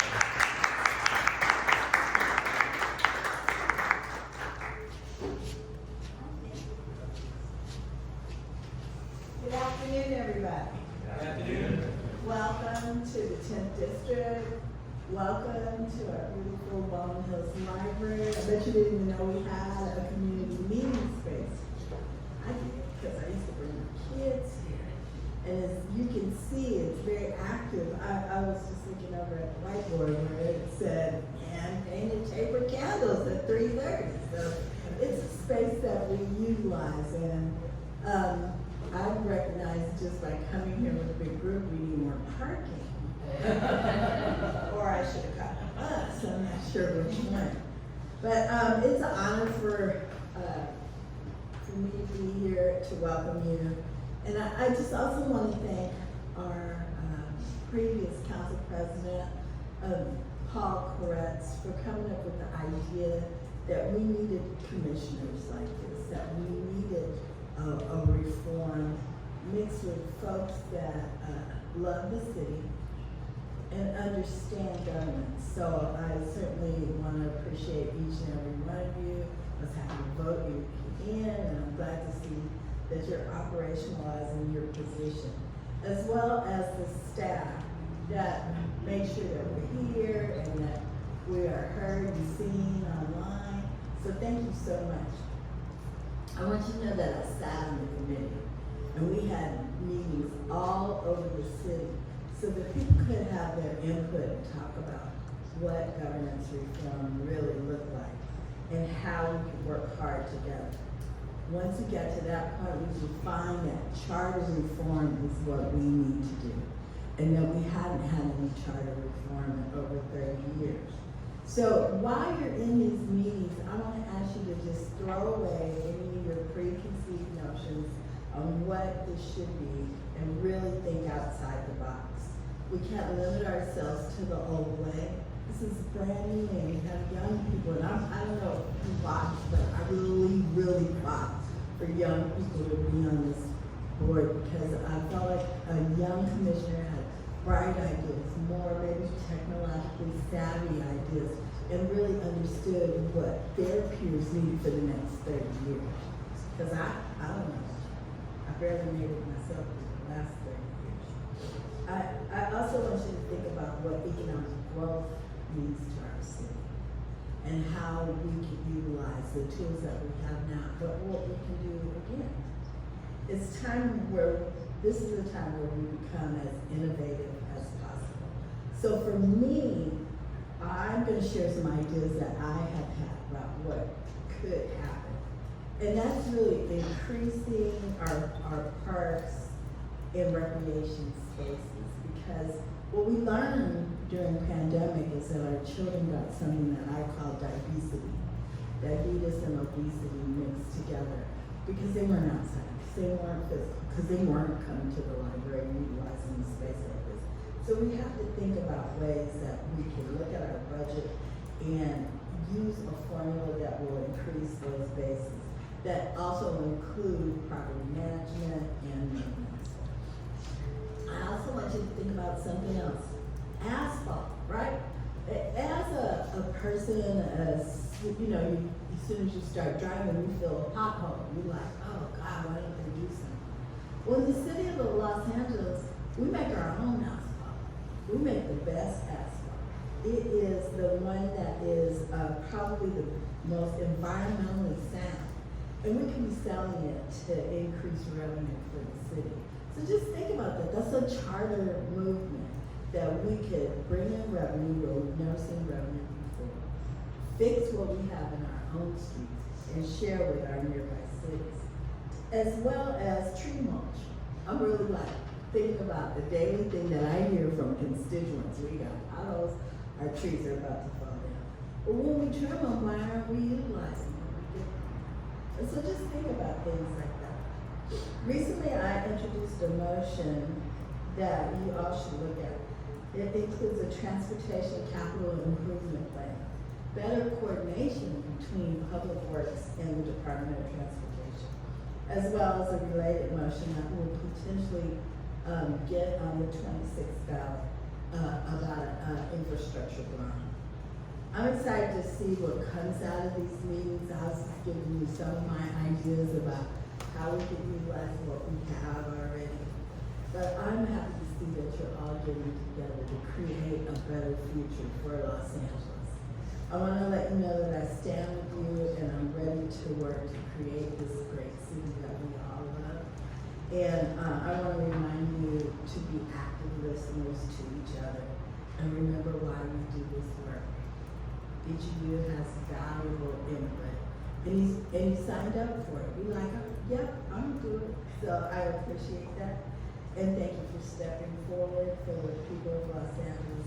And I look forward to doing this important work, having greater discussions, and making decisions with you. Thank you.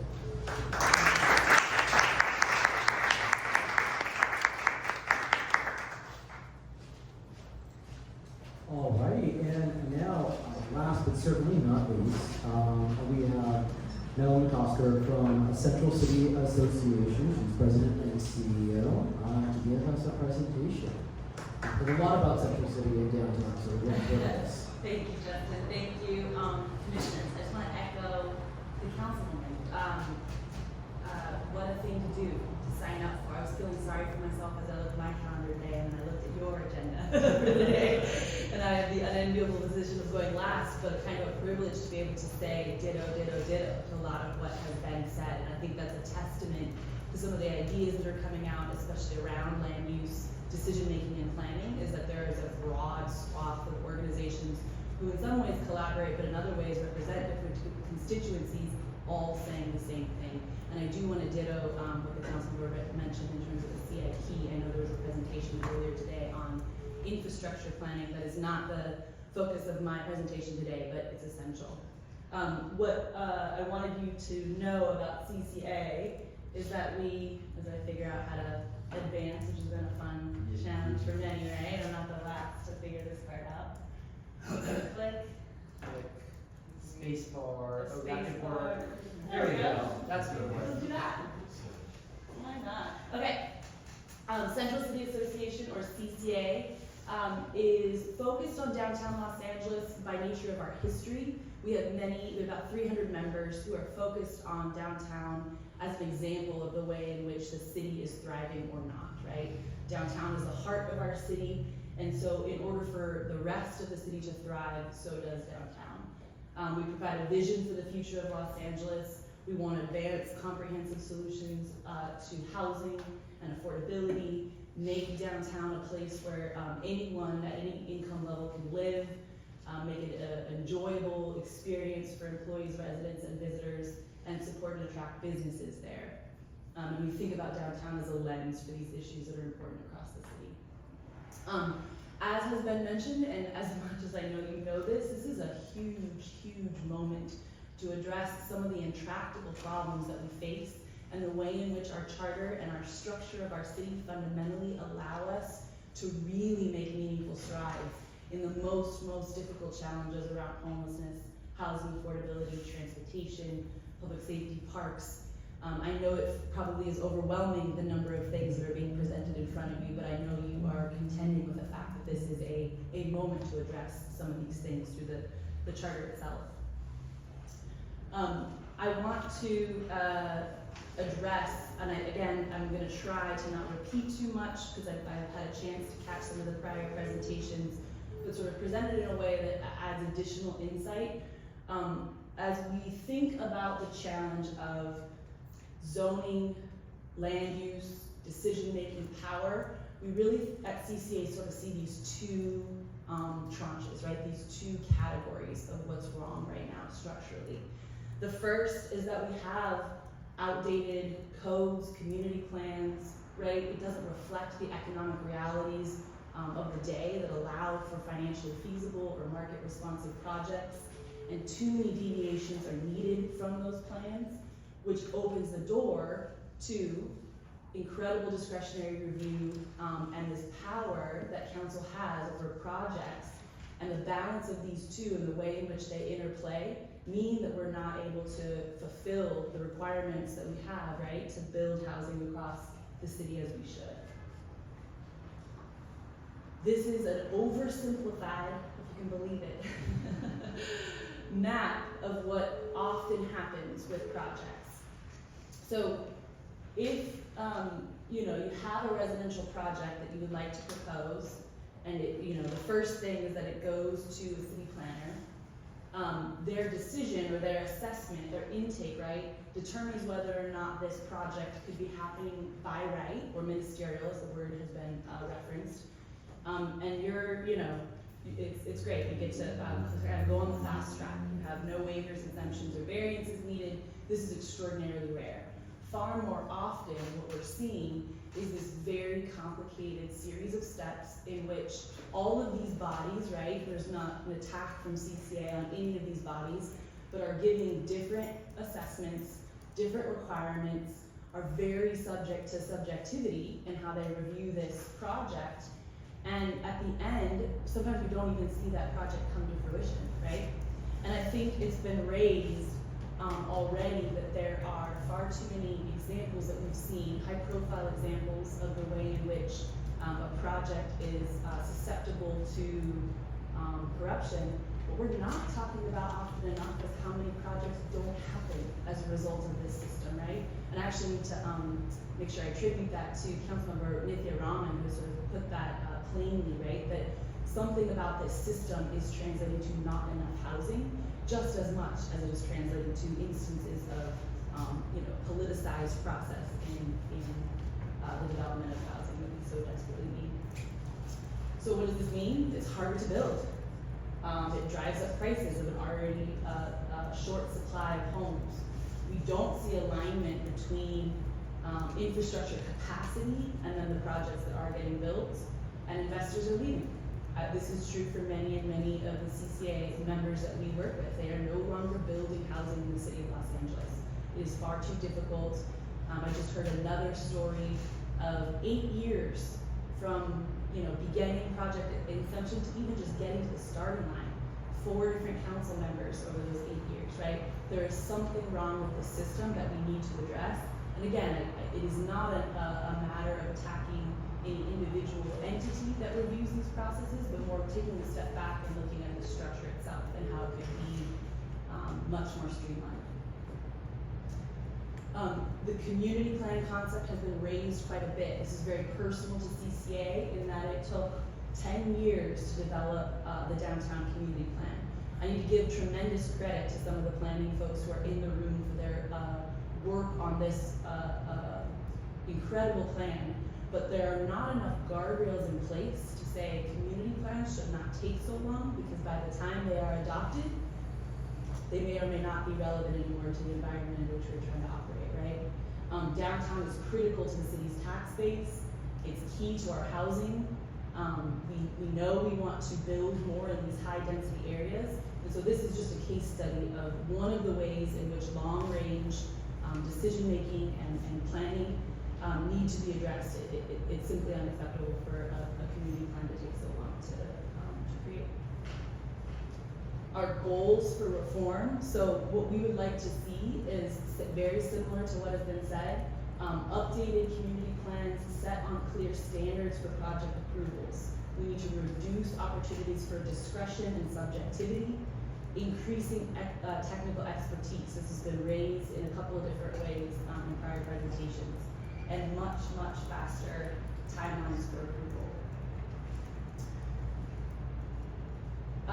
I will say I think 245E has been raised a couple of times as a way to, get its complete elimination.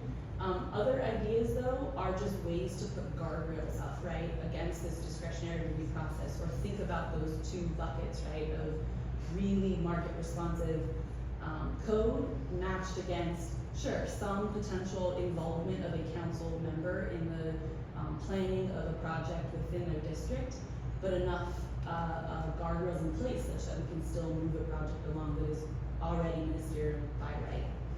So setting firm deadlines for city council to act on projects, we see this in other cities.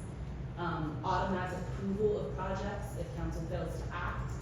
Scheduling long-range planning tools for hearings. So some of this like automated kind of shot clock approaches work in other major cities like Los Angeles and allow for that housing to get built in a way that doesn't mean it takes 8 years to even get to the starting point. Enhanced expertise has been raised already. Formal rules for academics and experts on the City Planning Commission.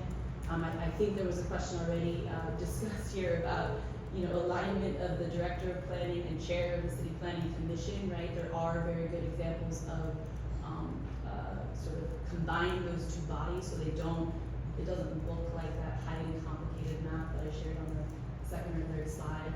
I do think these are very essential systems to look at. And that's it. It's nice to go last and nice to go in a way that summarizes so many of these important points. When CCA weighed in on this, we put out, and I think it's been provided, a full scope governance reform report that looked at other items, right? I know that this commission is taking up size of council, what to do around ethics considerations and potential removal of the council member. But I wanted to make sure we focus today on this item at hand, and so I am open for questions.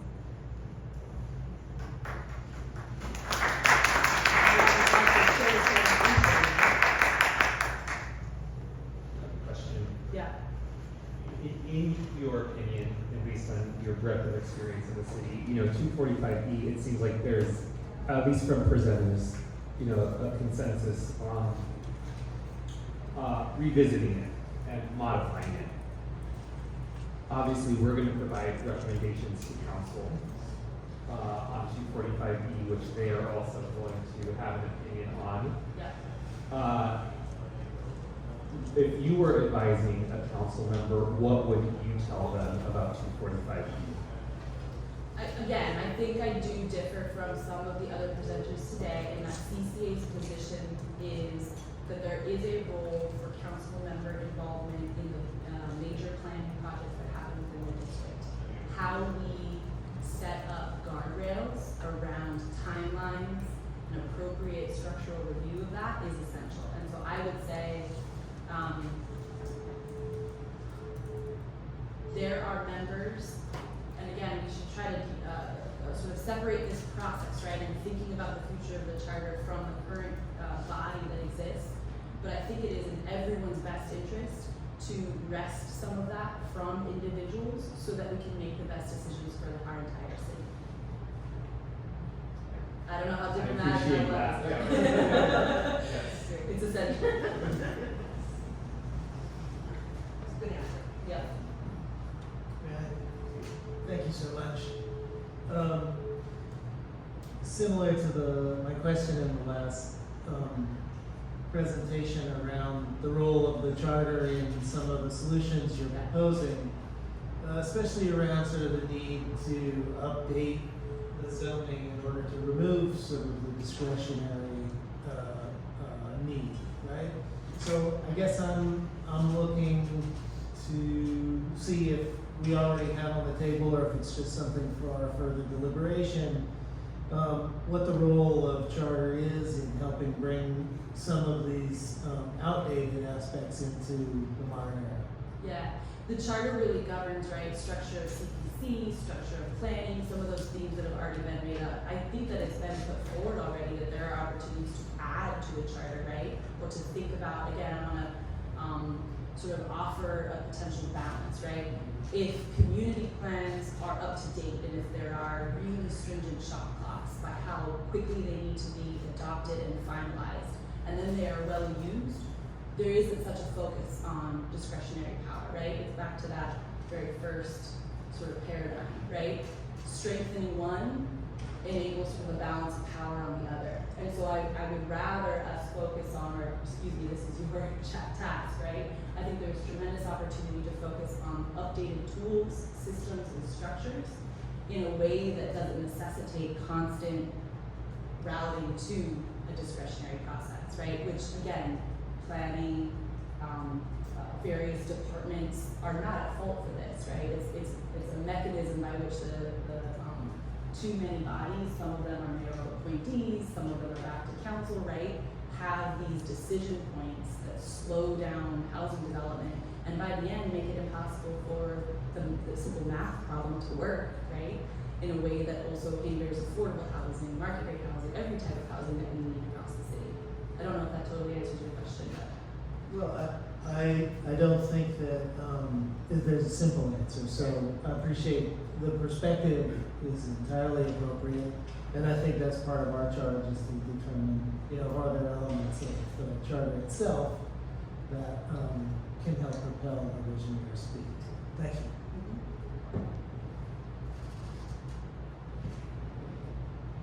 Any other commissioners have any questions? All right, let's give our presenter a round of applause.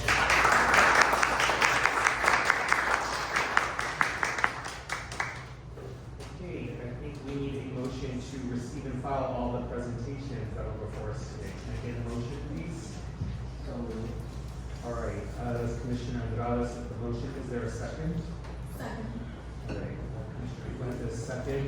Is there any objection to receive and file our presentations for today? All right, seeing none, so ordered.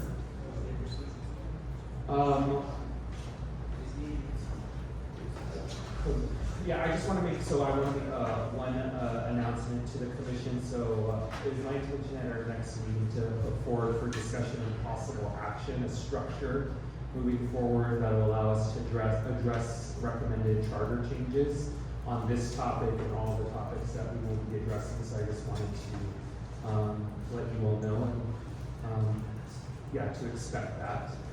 Do any other commissioners have closing remarks? Will that be reflected on the agenda? It will. Yeah. Thank you. I would like to see, think a little bit more of a detailed plan on outreach from the contractor if possible, just to make sure that we're on track and that what we're implementing is working. I've had a couple rounds with various departments in the city just to get that contract moving. So I can't really put it to work until I get the city to execute the contract. Even today, I moved it as I think it's set further. So again, thank you so much. I think just going off of that, appreciate your work on that, but I think if it's possible to get that information without seeing in particular of the work that we've done in LA. I want them to come and present as well. That's little steps. I'm getting there. I promise you, I'm getting there. There was an email today where somebody said, actually, you need to go back and do X, Y, and Z. Ask the city, somebody's city attorney's office, do they need to do that? And they said, no, we don't need to do that. You're good. Keep moving forward. So, moving in.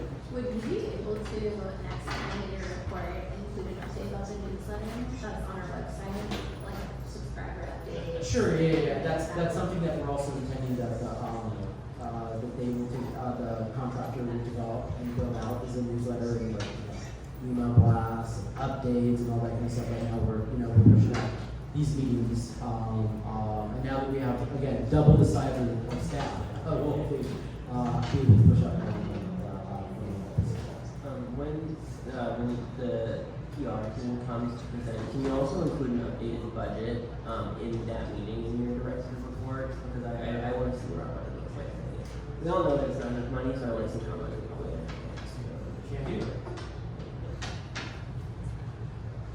So, Mr. Chair, that sounds like an agenda topic in itself, as well as a regular update that we'll be getting on the implementation of the outreach plan. I think today was a great example of some really nice substance that we got. These presentations were really valuable. The presenters were excellent. The back and forth with the commissioners were excellent as well. It's my hope that in the design of the coming study sessions that staff is going to be working with the chair and vice chairs in identifying those possible presenters and in crafting those coming meetings.